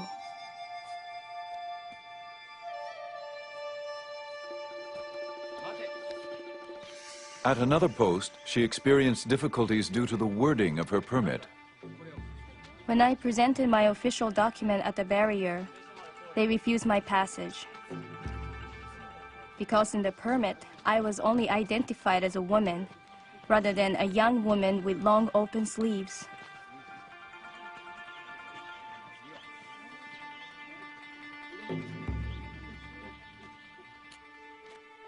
I had to go back to the inn.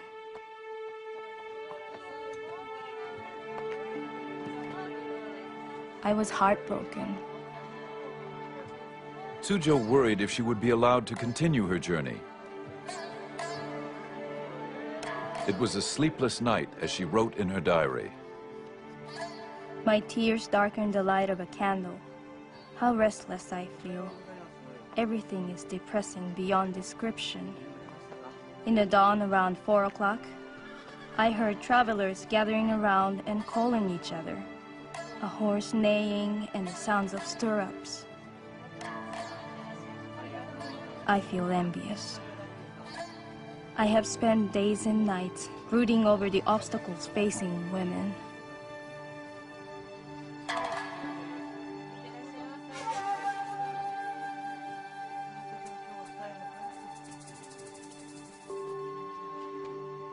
Tsujo's plight was not uncommon. Under Iemitsu's reign, anybody who did not follow his rules could be punished. But there was one group persecuted simply because of their beliefs: the Christians.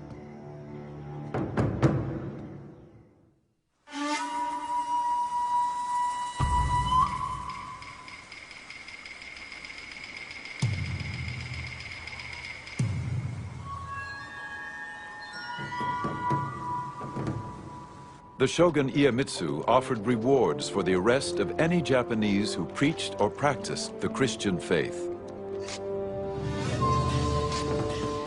Any informer revealing the whereabouts of the followers of priests must be rewarded accordingly. If anyone reveals the whereabouts of a high-ranking priest, he must be given 100 pieces of silver.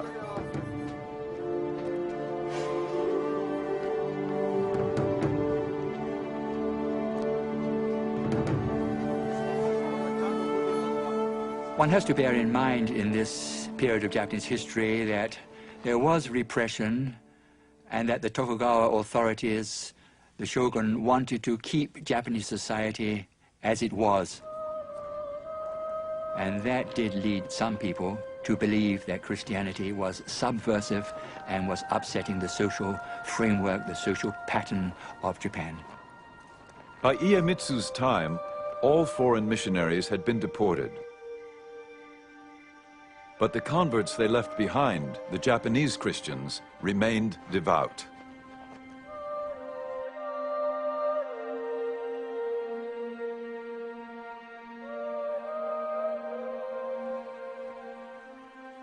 For many of the Japanese Christians, the faith ran very, very deep indeed, especially in those areas where Christianity had really set down roots for 3 or 4 generations. The shogun is a great enemy to the name of Christians.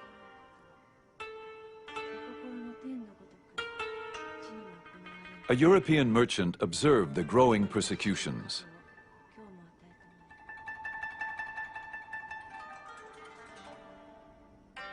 I saw 55 martyred because they would not forsake their Christian faith. And amongst them there were little children of 5 or 6 years old, burned in their mother's arms, crying out, "Jesus, receive their souls."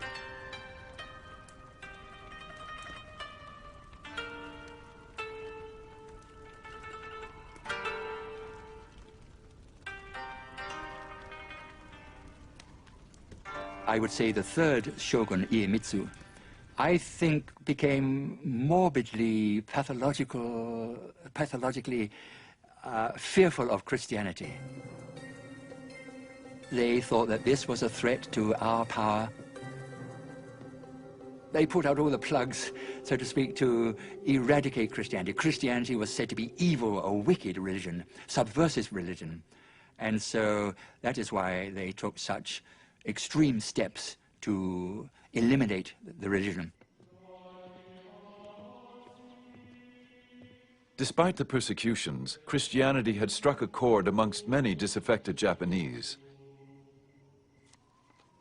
They grew defiant, even willing to be martyred for their beliefs.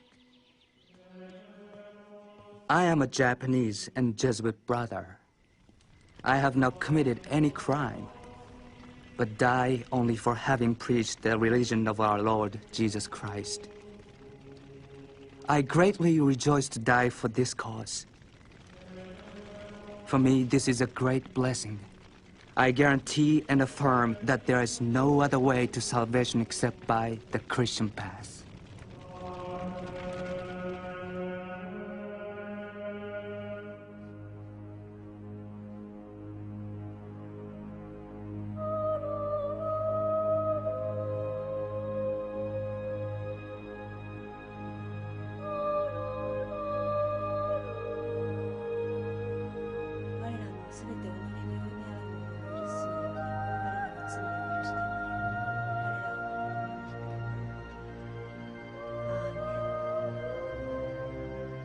Iemitsu was increasingly disturbed by the Christian situation, especially in the south, where a large number lived.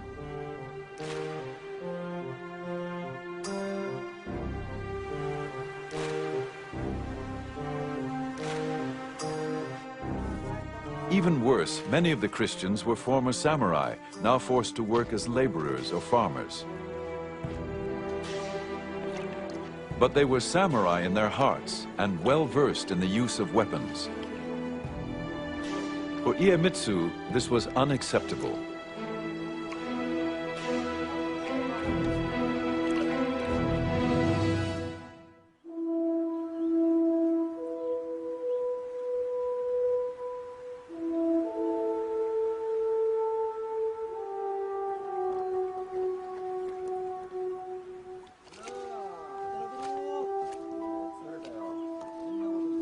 The shogun's iron hand extended to every detail of a peasant's life.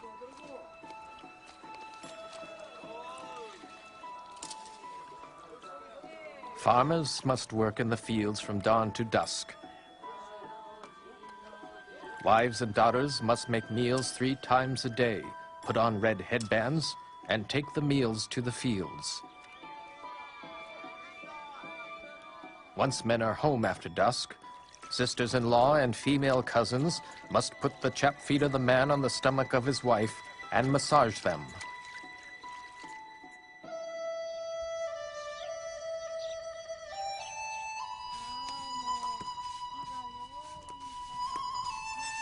If the shogun's intolerable edicts weren't bad enough, the farmers were also heavily taxed. There were taxes on windows and shelves, a head tax on each newborn child, and a whole tax to bury the dead. The farmers were taxed in rice, the currency of the day.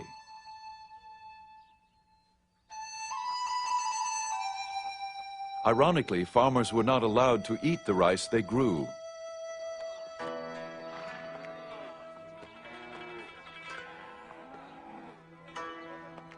These taxes were collected by the daimyo to finance their elaborate processions to Edo, and to pay the stipends which supported the samurai class.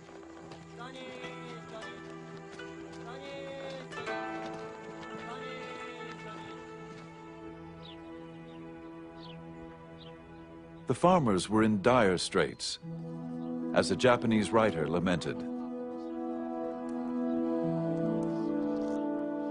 Year by year, the farmers grew more exhausted.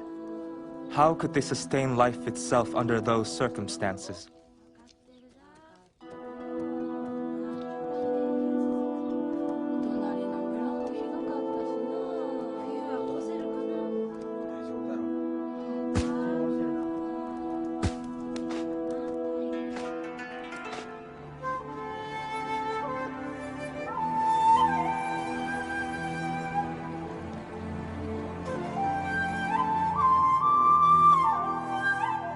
In the Shimabara Peninsula in the far south of Japan, drought and famine further depleted the meager harvest.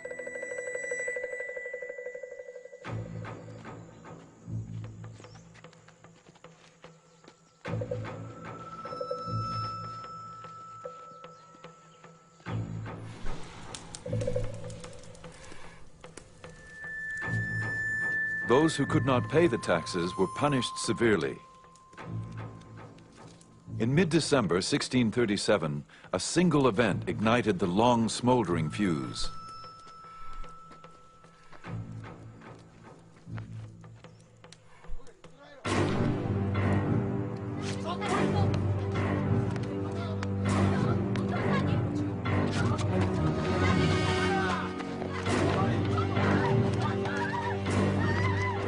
The young daughter of a farmer who owed taxes was seized and tortured.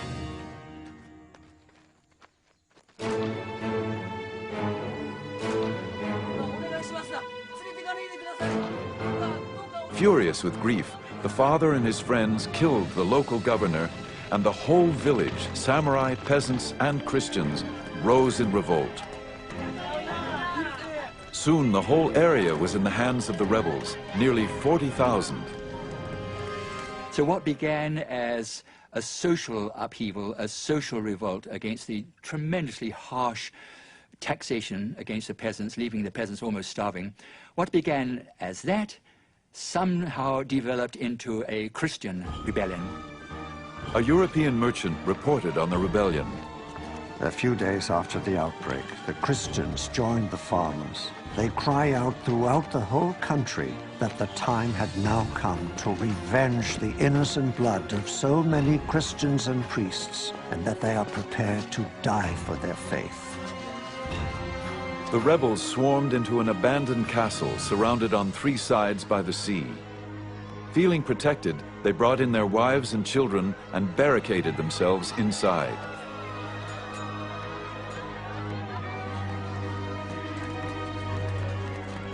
This was very upsetting. The peasants, who were the lowest of the low, the poor people, they had no right to rebel. They had, and not only had they rebelled and revolted, but they were doing darned well militarily.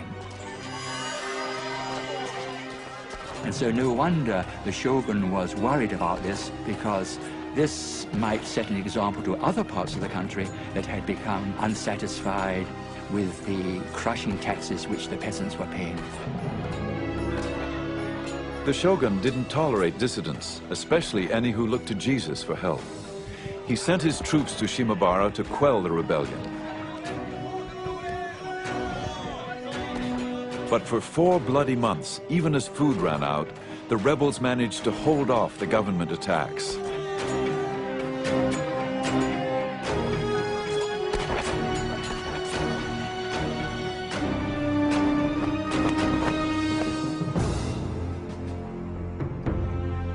The shogun was so incensed at the continuing rebellion that he asked the Dutch to send a ship with cannons against the besieged castle.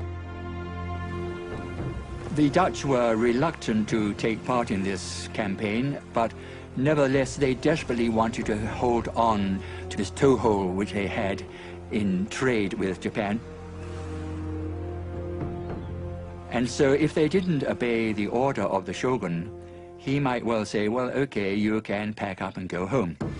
The shogun ordered the castle set ablaze. Still, the rebels fought back. But in the end, their fate was sealed. And the castle fell finally through starvation. And then followed a dreadful slaughter.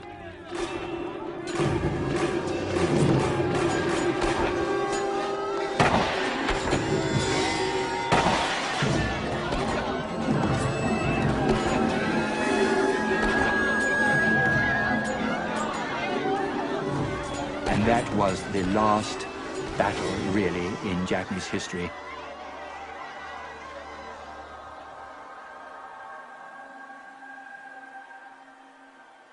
The Shimabara Rebellion was the excuse the shogun needed to finally eradicate Christianity from Japan. The shogun decided draconian measures. We will cut off Japan from all Christian influence. Now, how can you do that? We will isolate Japan. These foreigners, of course, so much trouble, I suppose he was thinking. They are an unnecessary complication to our life. So why not try to preserve Japanese society as is now? We don't want changes. The third shogun issued laws restricting travel outside of the country. On penalty of death, no Japanese could leave Japan, and those who were already abroad could not return. To ensure his edicts were obeyed, he destroyed all ships of seagoing capacity. Then he forbade the entry of any ship of European origin.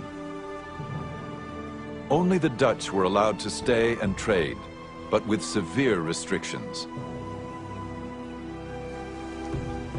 The maritime restrictions are designed to prevent any unauthorized contact with the outside world. They're designed to control trade, and they're designed to prevent Christian missionaries from reaching Japan and being able to proselytize. And they form the bedrock of Tokugawa foreign policy for the life of the shogunate, which is sometimes called the beginning of the isolation of Japan. Two years later, in defiance of the shogun's ban, an official Portuguese trade delegation arrived in Japan.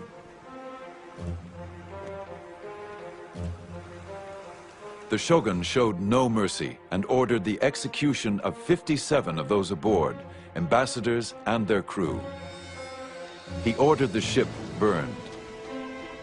The few survivors were sent back with this warning. A similar penalty will be suffered by all who come to these shores from Portugal, whether they be ambassadors or sailors, whether they come by error or driven by storm.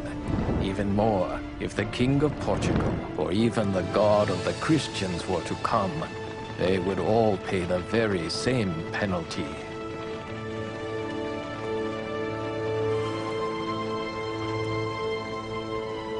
The doors of Japan clanged shut and were not opened again to the West for 200 years. The will of the shogun had prevailed. But many wondered how this isolated empire would survive in a rapidly changing world.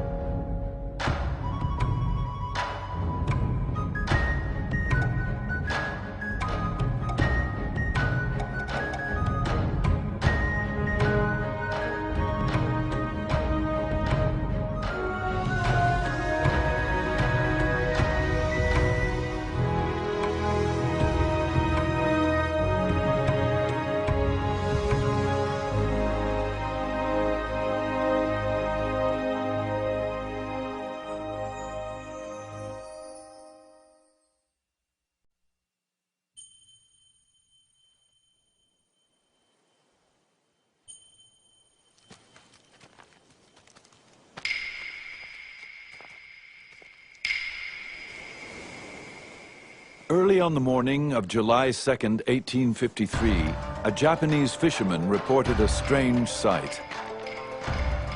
I was told there were ships on fire. I ran up the mountain to get a good look. The ships came nearer and nearer, until the shape of them showed us they were not Japanese ships, but foreign. And what we had taken for a conflagration on sea was really the black smoke rising out of their smokestacks. Steamships, like most Western innovations, were unknown in Japan. Now there were 4 in the harbor.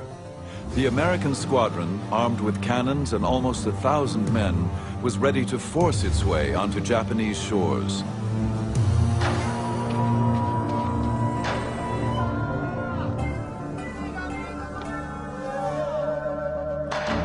Japan was a land shrouded in mystery, a warrior society ruled by the powerful Tokugawa shogunate. They had successfully kept the West at bay for over 200 years. But now the Western powers demanded entry. Could the samurai nation repel the industrial might of a determined West? These are the memoirs of Japan's secret empire.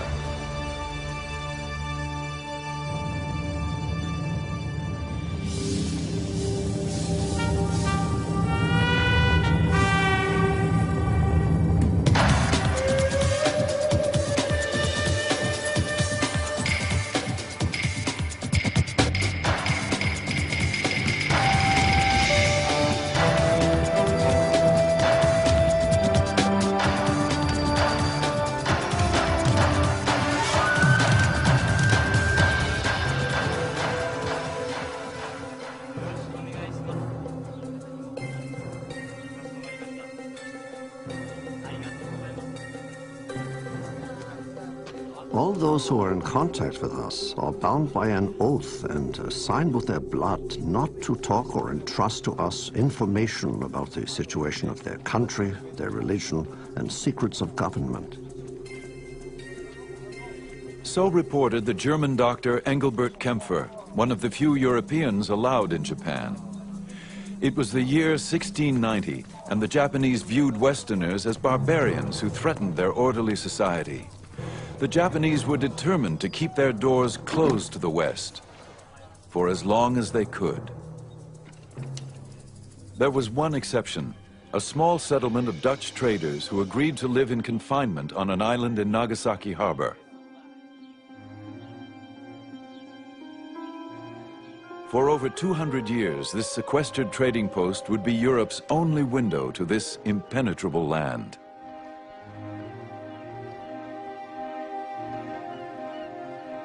The Dutch East Indies Company sent Dr. Kempfer to provide medical care for the Dutch community. He was also asked to gather information about the everyday life of the Japanese. It would not be an easy task. We are strictly and strongly guarded from the inside and the outside by various guards treating us not like honest men, but like criminals, traitors, spies, prisoners, or to say the least, hostages of the shogun. This jail goes by the name of Dejima. The Dutch lived like prisoners on Dejima. But Kempfer was fascinated by the opportunity to write about something nobody else could get access to. Dejima was tiny. Kempfer counted 236 steps across and 82 wide. There were never more than 19 men allowed on the island at a time, and never any Western women. Far from home, the men did what they could to transform the unfamiliar Japanese-style buildings into a little touch of Holland. They placed chairs and high tables on the woven grass mats, replaced futons with poster beds, and insisted on being served Dutch food rather than eating Japanese.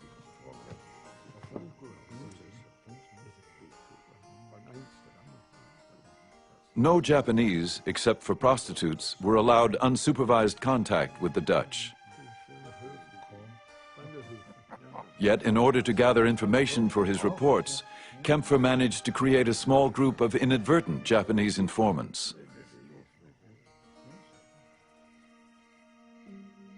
I served them willingly and without charge in my profession with medicines, while cordially serving them European liqueurs.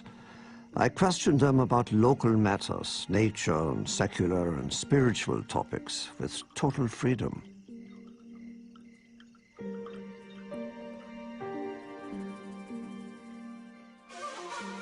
The Japanese were as inquisitive as Kempfer. The Dutch settlement was their window to the exotic world of the West. But the trickle of information that arrived from overseas was carefully guarded.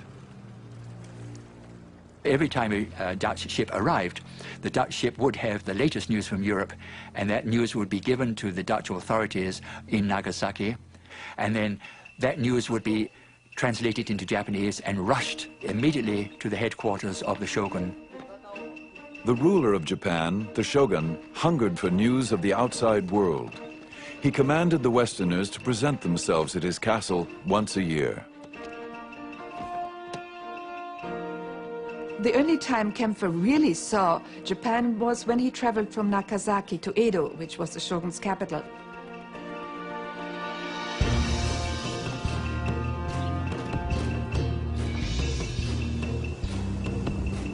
The road trip to Edo gave Kempfer revealing glimpses into the world of the Japanese. He recorded every detail of his month-long trip.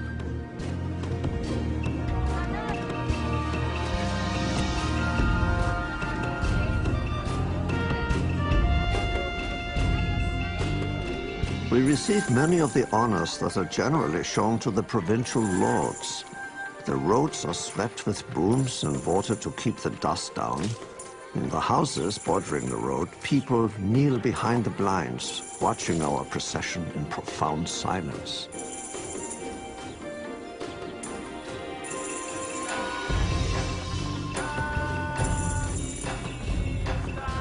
An incredible number of people daily use the highways of Japan's provinces.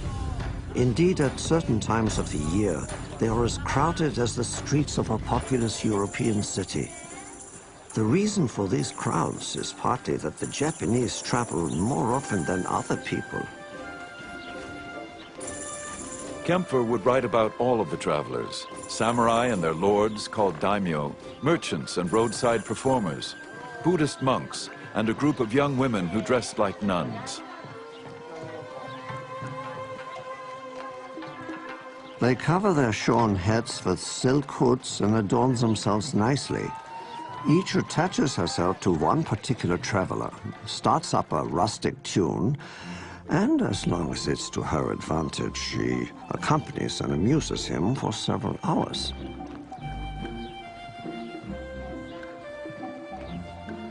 As the road traffic grew, so did the number of merchants who catered to the travelers' needs.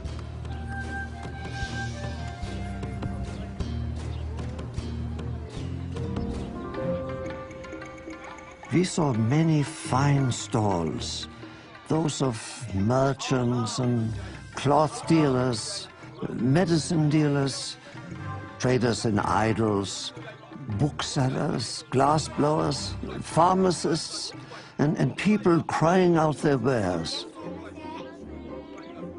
There are countless humble inns, roadside food stalls, sake or beer taverns, cake and sweet stalls along our road.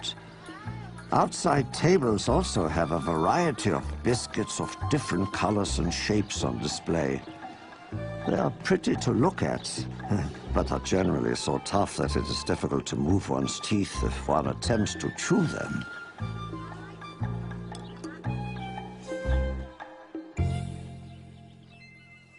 Tradesmen, once considered social parasites, were beginning to improve their position in Japanese society.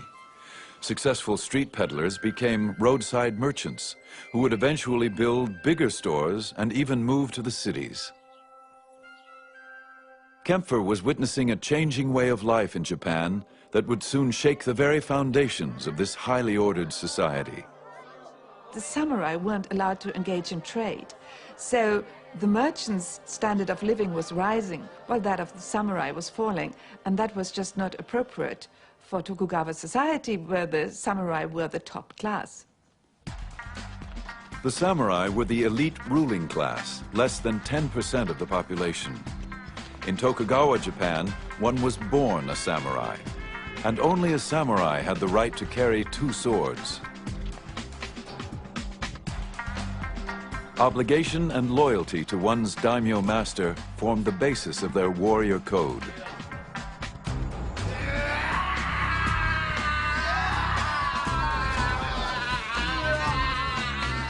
But now, in an era of peace, the once privileged samurai faced an uncertain future. There were no wars to fight, and many daimyo found it difficult to keep a full army on staff. While higher-level samurai could find work as civil servants, other samurai were not allowed to work in occupations considered beneath their class.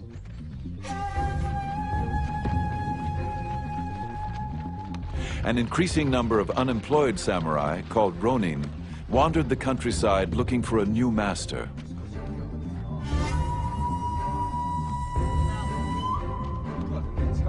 The search for new opportunities led many to the cities.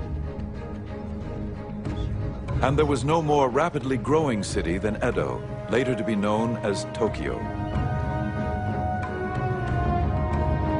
Edo was the capital of the Tokugawa shogunate and Dr. Kempfer's destination.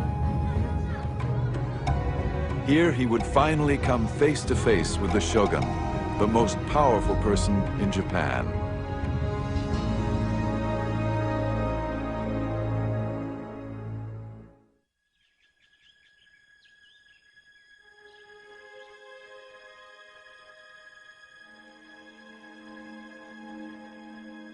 When Dr. Kempfer arrived in Edo, he was sequestered in guarded quarters for 2 weeks.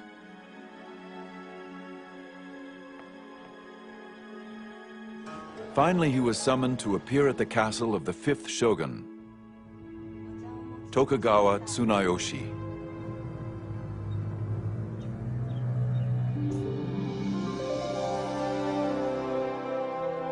The shogun's residence is spacious with many long corridors and large rooms which can be closed off by sliding partitions.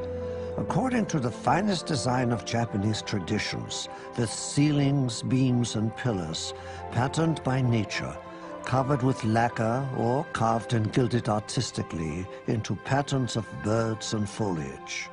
The important thing about the 5th Tokugawa shogun Tsunayoshi was that he was the first shogun who was not educated as a samurai. He was educated as a scholar because he was never supposed to become shogun.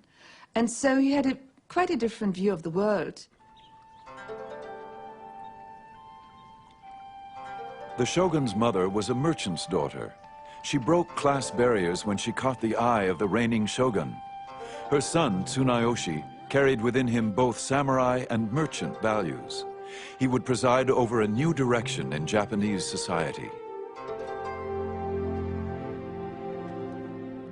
At his court, scholarship rather than martial prowess was the fashion, and daimyo lords who wished to curry favor with him became patrons of the arts and letters.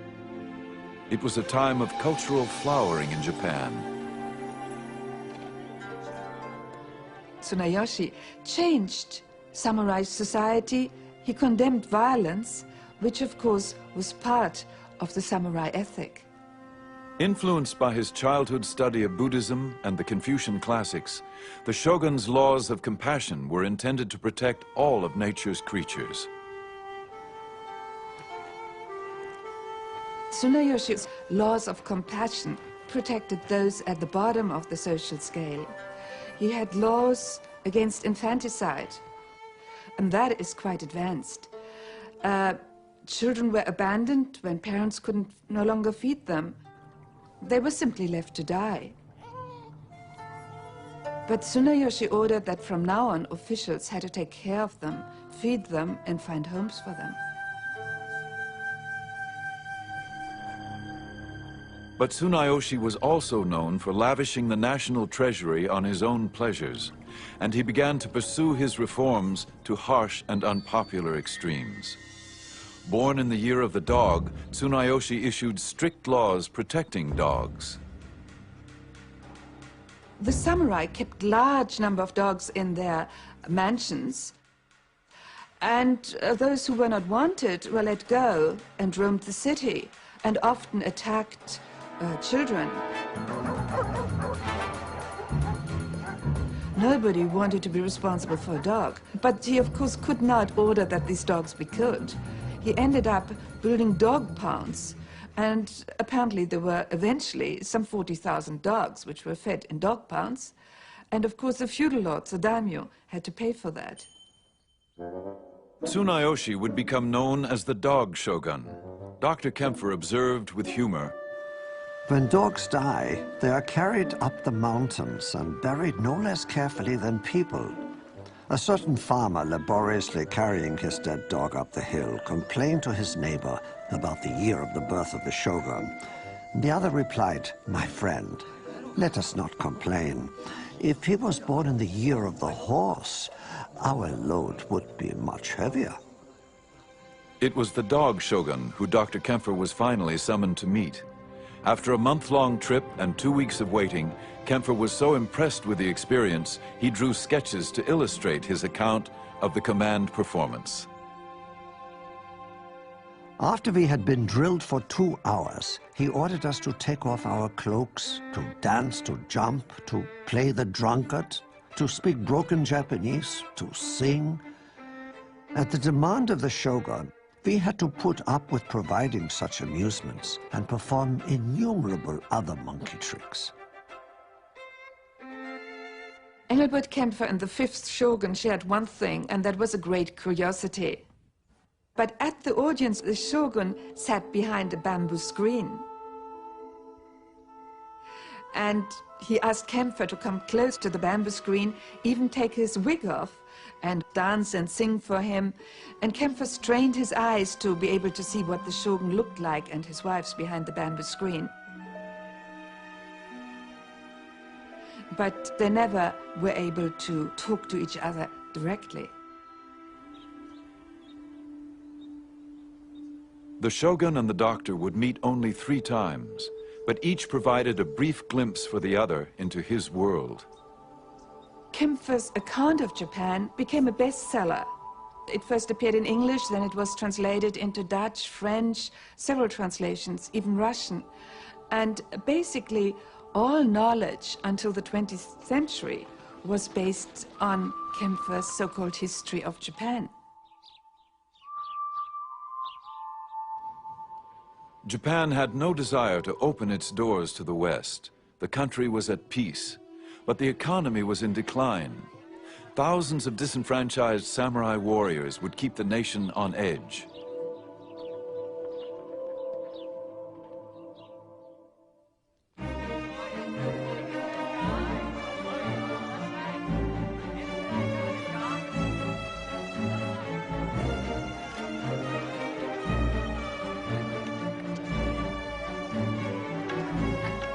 By the beginning of the 18th century, Edo was probably the largest city in the world, with over 1 million people. Unlike the European capitals, its citizens enjoyed a safe, clean city with an advanced recycling program.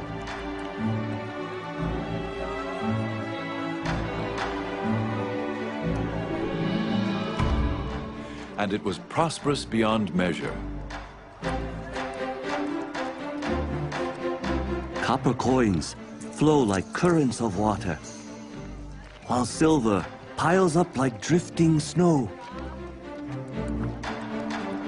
Every morning, fish are sold in such quantities that one may well wonder whether or not the supply in the seas has been exhausted.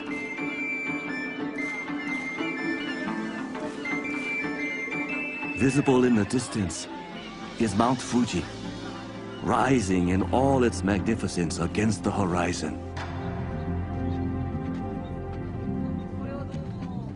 At least half of Edo's population were samurai warriors who had come to the capital with their daimyo lords. Since there were no wars to fight, the samurai had leisure time, but not always the means to enjoy it.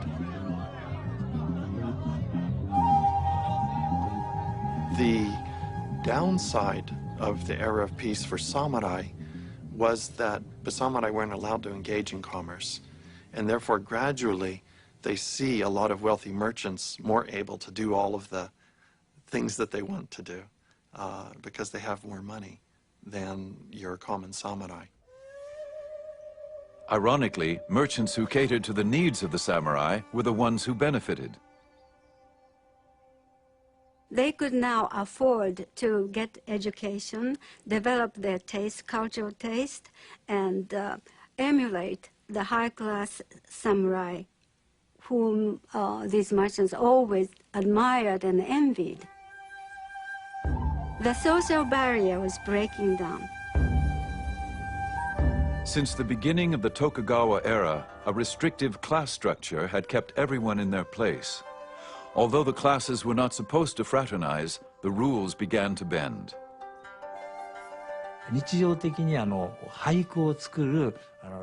In social situations, such as the popular haiku clubs, where both samurai and merchants were both active participants, rather than addressing each other by their acknowledged family names, each would create a pen name. In this way, they freed themselves from adhering to the rigid rules demanded by their social standing.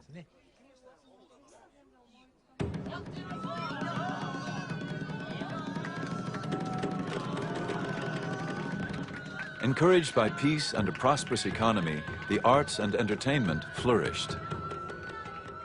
Samurai interest in education had encouraged literacy among all social groups.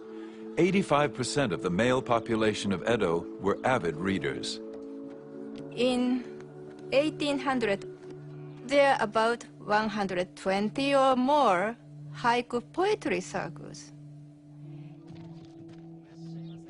And also there are about 500 bookstores and very active publishing activities. The people demanded these books and information. They want to read exciting fictions. Some of the best-selling novels of the day were written by a merchant-turned-author named Ihara Saikaku.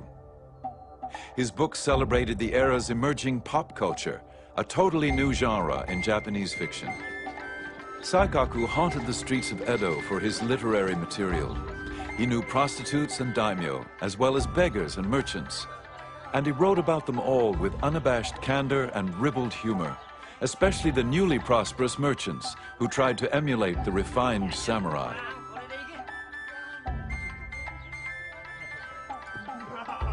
If you didn't know better, you'd think they all came from fine families. But let me tell you, that one in the shiny coat, he's a glue maker. He deals in cattle bones and cow slobber.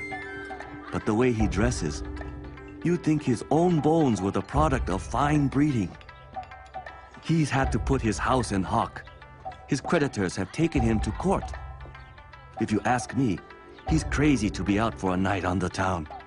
In Edo, a night on the town often meant kabuki, the most popular form of stage entertainment.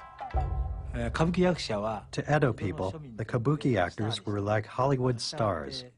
The fans would collect woodblock prints of their favorite actors, not only for the fun of collecting them, but also to see what fantastic costumes their favorite actors were wearing on stage. If the fans really liked a certain style or design, in a flash, it would become the newest fashion trend. The kabuki plays were romantic, heroic tales. One of the most famous, Chushingura, was based on a notorious real-life event. A daimyo lord had been humiliated in a confrontation with a court official. The ruling shogun had ordered the lord to commit seppuku, ceremonial suicide. Outraged by his death, 47 of the lord's samurai warriors avenged his honor by killing the official.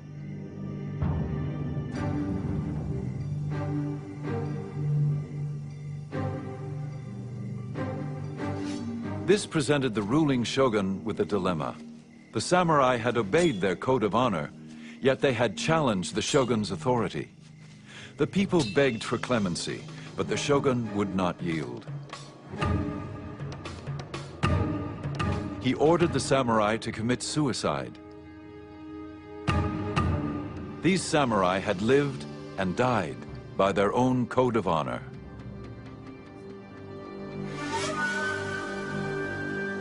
The incident captured the public's attention like no other. Soon these men were immortalized on the kabuki stage, a nostalgic tribute to a bygone era. It represented for them the ideal that samurai were so selfless and devoted to honor and to their lord that they would give up their lives. And this was reassuring to them in a messy, commercialistic world in which most samurai spent their time drinking and partying and watching the theater and being selfish like us. Here there are 47 samurai, really act like warriors.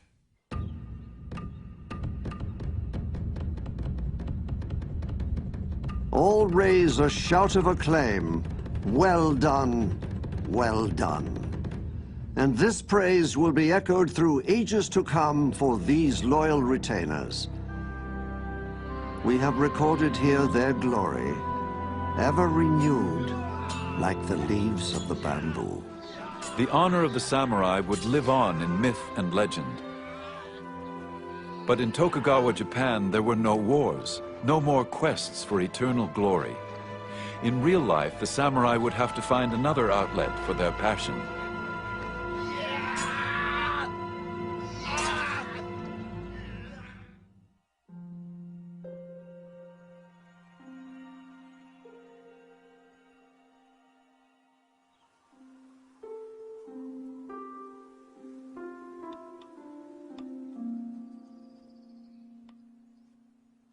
The courtesan arranges her clothing so that the red silk undergarment will flip open to reveal a flash of white skin.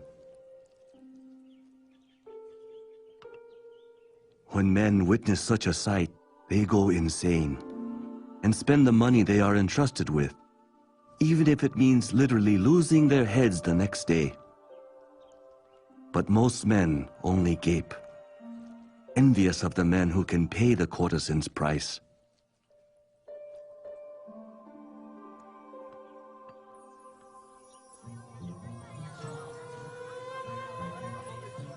More than 3,000 courtesans and geisha plied their trade in Yoshiwara, the pleasure district of Edo. Yoshiwara was government regulated, an effective tool for keeping the restless male population under careful control. Like soldiers on perpetual leave, the samurai often spent their idle hours and squandered their meager stipends on its seductive illusions. Yoshiwara was a dreamland for Edo men. It gave them fantasy, imagination, and romance. It was like a Hollywood, where celebrity was so important. Gated, walled, and surrounded by a moat, it was a city unto itself. No Westerner was ever allowed to explore its pleasures.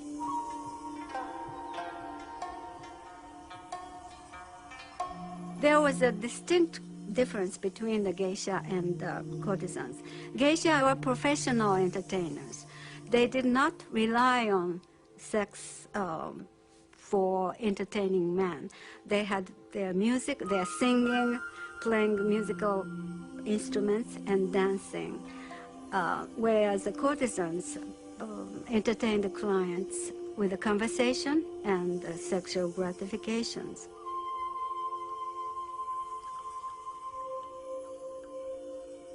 Yoshiwara courtesans were the elite of the prostitutes.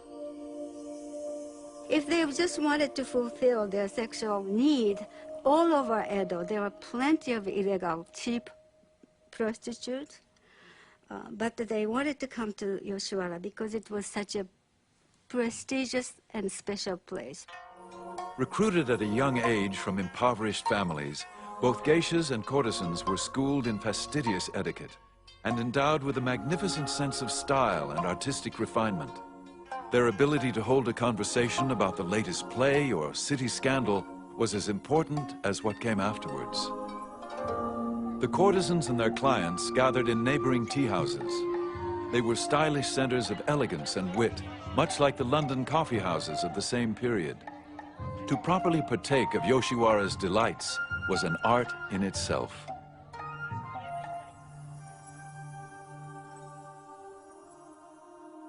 And the Yoshiwara courtesans were trained to think that they were better than their clients.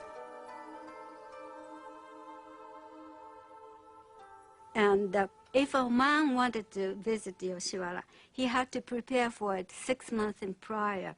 He had to buy a fine set of sword.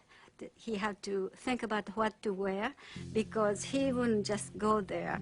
The courtesan had the right to turn down her client if she didn't like him, even if he could afford to pay for her. Therefore, he wanted to make a good impression on the courtesan. And then, once he's committed to her, he had no right to see other women.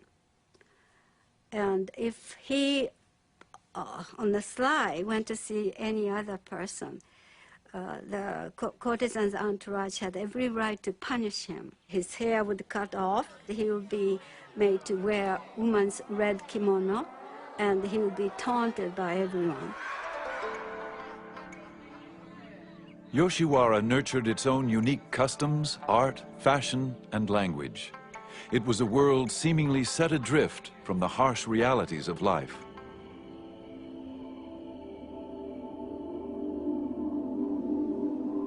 Living only for the moment, giving all our time to the pleasures of the moon, the snow, cherry blossoms, and maple leaves. Singing songs, drinking sake, caressing each other, just drifting, drifting. Never give a care if we had no money, refusing to be disheartened, like a gourd floating along the river current. This is what is called ukiyo, the floating world.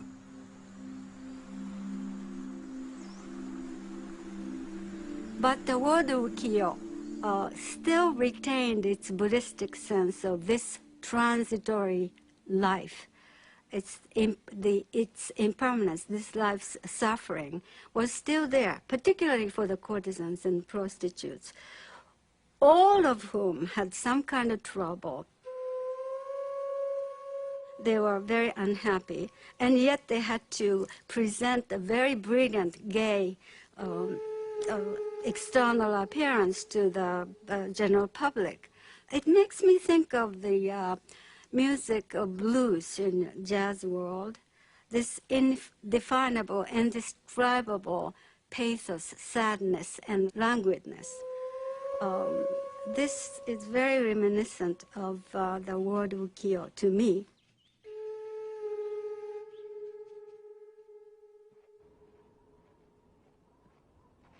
For the samurai who frequented Yoshiwara, times were changing. They continued to train daily for battle, but without a war to fight, many became aimless. Today's warriors, all they talk about is women, eating, and drinking. Actors and dramatic productions. Their fencing practice and lance work are only for personal vendetta. Their study of archery and gunnery are solely for show. They're riding just for ceremonies. Katsu Kokichi was a mid-level samurai drawn to Yoshiwara, but without the income to fulfill his desires. I was 21 and penniless. I had no choice but to sell my everyday sword. I had only the clothes on my back. To take my mind off my woes, I went to the Yoshiwara. They are protesting youngsters that did not fit into the society, wearing oversized kimonos with interesting hairstyles, sometimes skinhead, as well protest. Many of these young men, unemployed and desperate like Katsu Kokichi, lived on the edge of society, often falling into debt, theft, and gangsterism.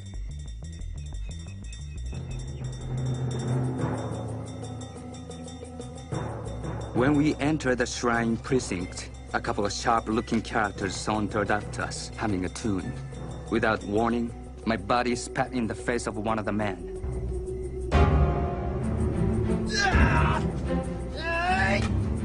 We then noticed a group of about 20 men, all armed with long hooked spears. Outside the gates was a reinforcement of some 30 men with pike poles. We were 4 against 50. For Katsu Kokichi, the samurai code of honor was all but gone.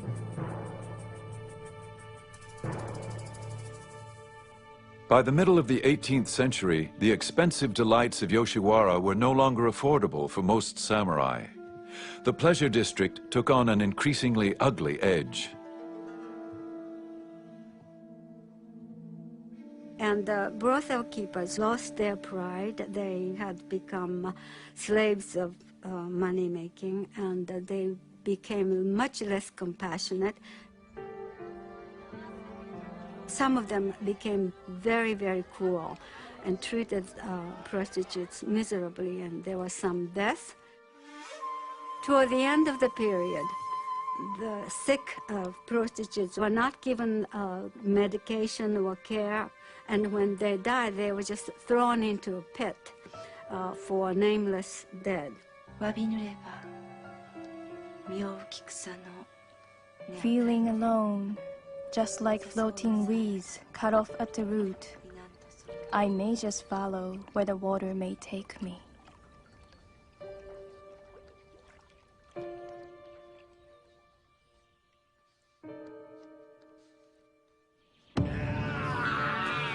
The insular world of the samurai was in decay. To find a cure for its ills, some would begin to look in an unlikely direction. The West now beckoned with new ideas and hope.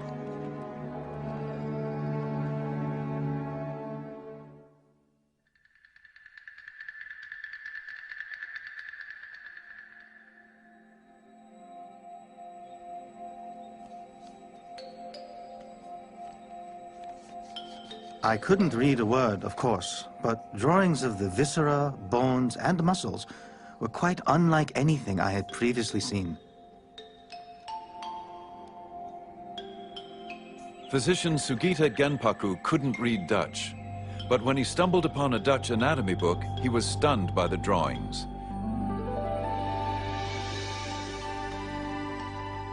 He had never seen anything like it in his Chinese medical books. In the mid-18th century, Western books, first brought clandestinely from the Netherlands, piqued the interest of many Japanese scientists and doctors.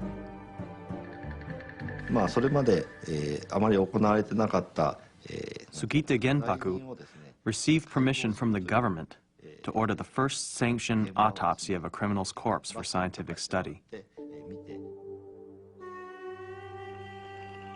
The corpse of the criminal was that of an old woman of about 50 years. The old butcher pointed to this and that, giving them names, but there were certain parts for which he had no names. When we compared what we saw with the illustrations in the Dutch book, it was exactly as depicted.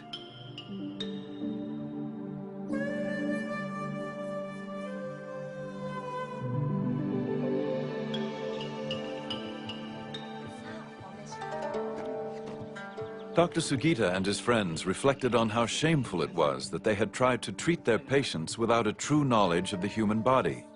He vowed to learn more. He taught himself Dutch so he could translate the book.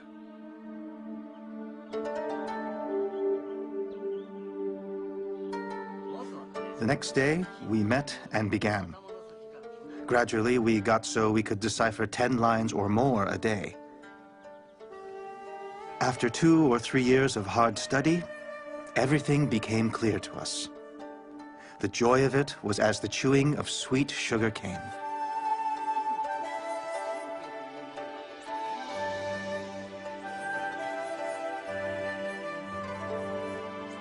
In 1774, the shogun granted Dr. Sugita permission to publish the medical book so he could share his knowledge with other doctors. This book became part of a growing interest in Dutch learning, known as Rangaku.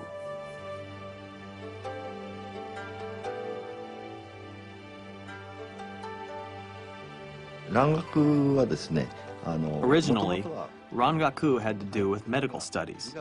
When physicians discovered they could heal ailments with the new Western medicine from Holland that they couldn't heal with the traditional Japanese medical practices, they became very interested in the study of Rangaku. Gradually, as knowledge of the Dutch language became more widespread, other aspects of Rangaku, such as astronomy, science, and chemistry, were introduced to Japan.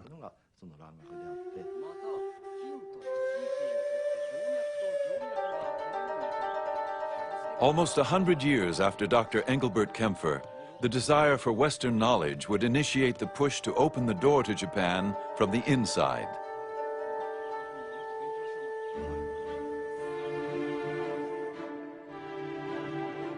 And yet, as attractive as Western knowledge was to some Japanese intellectuals, there were others who believed that anything Western still threatened Japanese society. One source of harm that has appeared of late is Dutch studies. These students have been taken in by the weakness of some for novel gadgets and rare medicines which delight the eye and enthrall the heart. If someday the treacherous foreigner should take advantage of the situation and lure ignorant people to his ways, our people will adopt such practices as eating dogs and sheep, and no one will be able to stop it. It is like nurturing barbarians within our own country.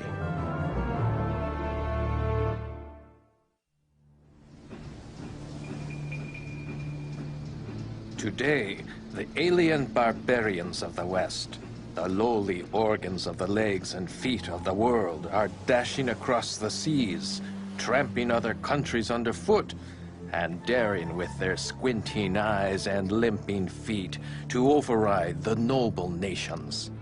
What manner of arrogance is this? Japan had managed to keep the alien barbarians at bay for more than 200 years. But now, in the mid-19th century, the West was poised to assert itself. The shogun is faced with a strategic threat on three fronts. From the north, the Russians are coming. From the south, the British are coming. And ultimately, from the east, the Americans come. The new country of the United States of America was on the move. Japan was known to have large coal deposits and something else in abundance: whales. Whale oil, which literally greased the wheels of American industry, was a multi-million-dollar business. Whale hunters had depleted the North Atlantic oceans. Now America looked eastward to Japan. If that double-bolted land Japan is ever to become hospitable, it is the whale ship alone to whom the credit will be due. So wrote Herman Melville in his classic tale of the great white whale that haunted the waters off Japan. By the time Moby Dick was published in 1851, the United States was ready to assert its power.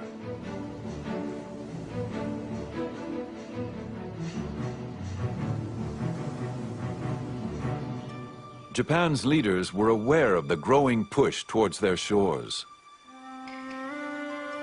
The shogunate had been preparing for the arrival of the West for decades. They had set up a special translation bureau, which was gathering information about the West, translating atlases, translating dictionaries, developing a set of foreign affairs specialists. Key advisors warned of an imminent foreign threat. They urged the shogun to bolster his defenses. We should build warships. Then if barbarians come to our sea, we should shoot every single one of them.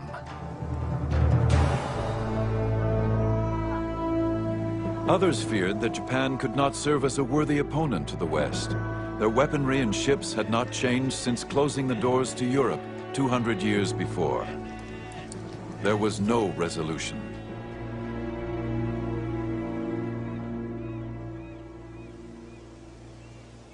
Then, early in the morning on July 2nd, 1853, a local fisherman reported this strange sight. I was told there were ships on fire. I ran up to the mountain to get a good look. The ships came nearer and nearer. until the shape of them showed us they were not Japanese ships, but foreign. And what we had taken for a conflagration on sea was really the black smoke rising out of their smokestacks.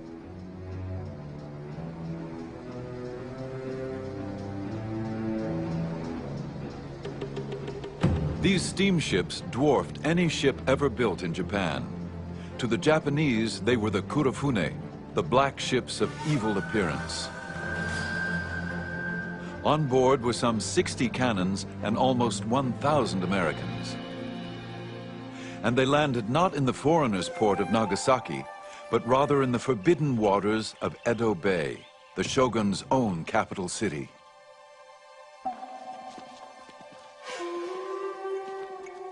Upon hearing the news, the shogun immediately fell ill. Many said from the shock of hearing that a foreign naval squadron was at his doorstep. His advisors tried to deal with the crisis.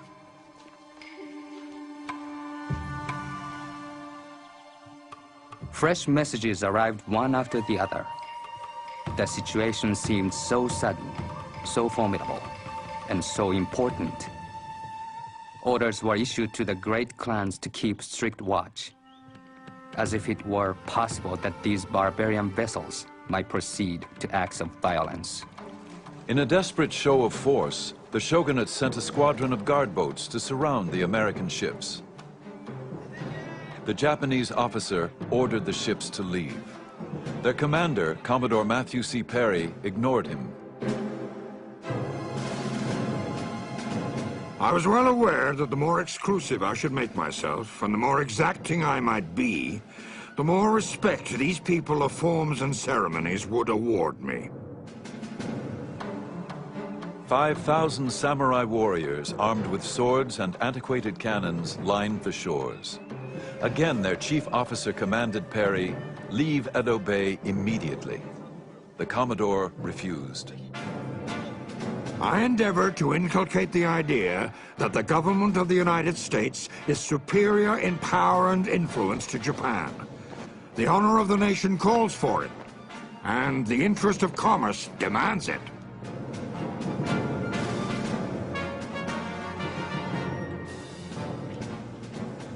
The Japanese on shore watched as Perry's crews readied for action. Cannons were loaded, guns were drawn. Perry came ashore. Perry presented his papers and delivered his ultimatum. He would be back, and he expected Japan to comply with America's demand to open the country for trade. If not, he was prepared to take Japan by force. He would return in the spring for his answer. Then he and his squadron left Edo Bay. Their deportment and manner of expressions were exceedingly arrogant, and the resulting insult to our national dignity was not small. Those who heard could but gnash their teeth and suffer this insult in silence. After the barbarians had retired, a certain person drew his sword and slashed to bits a portrait of their leader, Perry. There was great fear of Perry. There were the portraits of Perry as a devil. There were the portraits of his ships belching fire. All of this served to whip up, near hysteria on the part of portions of the Japanese populace. At the same time, there's fascination. There's fascination with Perry. There's fascination with these ships, these enormous ships that hadn't been seen before. There's fascination with the technological prowess of the Americans. To complicate matters, the shogun had died, and the new shogun was mentally unfit. His advisors took charge, but they could not reach agreement. The head of the shogunate decides that he is going to poll all of the daimyo in Japan. What should the shogunate do? This is a radical break with tradition. The authority of the shogunate is to deal with foreign relations. The title of the shogun, of course, is the great barbarian quelling generalissimo. And yet here is the head of the shogunate asking the daimyo what he should do. Two positions are staked out. One, being known as the open the country argument. The Americans do not understand the ethics of humanity and justice. There will be no choice but to start trade with them. The other side being revere the emperor and expel the barbarian. The Americans have come to seize Japan. Therefore, if we don't drive them away now, the other foreign powers will follow. We are in a dangerous situation. While the debate raged, the shogunate remained indecisive. The end of the year was filled with half-hearted compromises and inadequate attempts at coastal defense.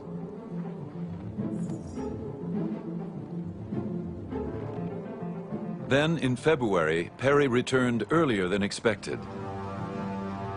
This time, his show of force was even more ominous. He arrived with double the ships and crew. The honor of the Japanese had been challenged, but they had no means to defend it. Their only hope lay in negotiation.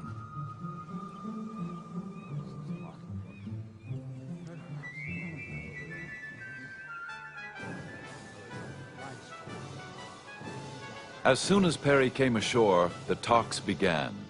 They went on into the night and for the next 23 days.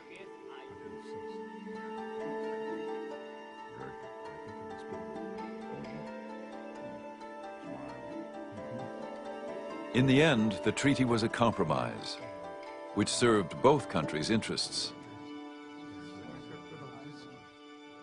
Perry got what he wanted, which was to establish a relationship between Japan and the United States. The shogunate got what it wanted in not surrendering its control over foreign relations and opening Japan up to unregulated trade.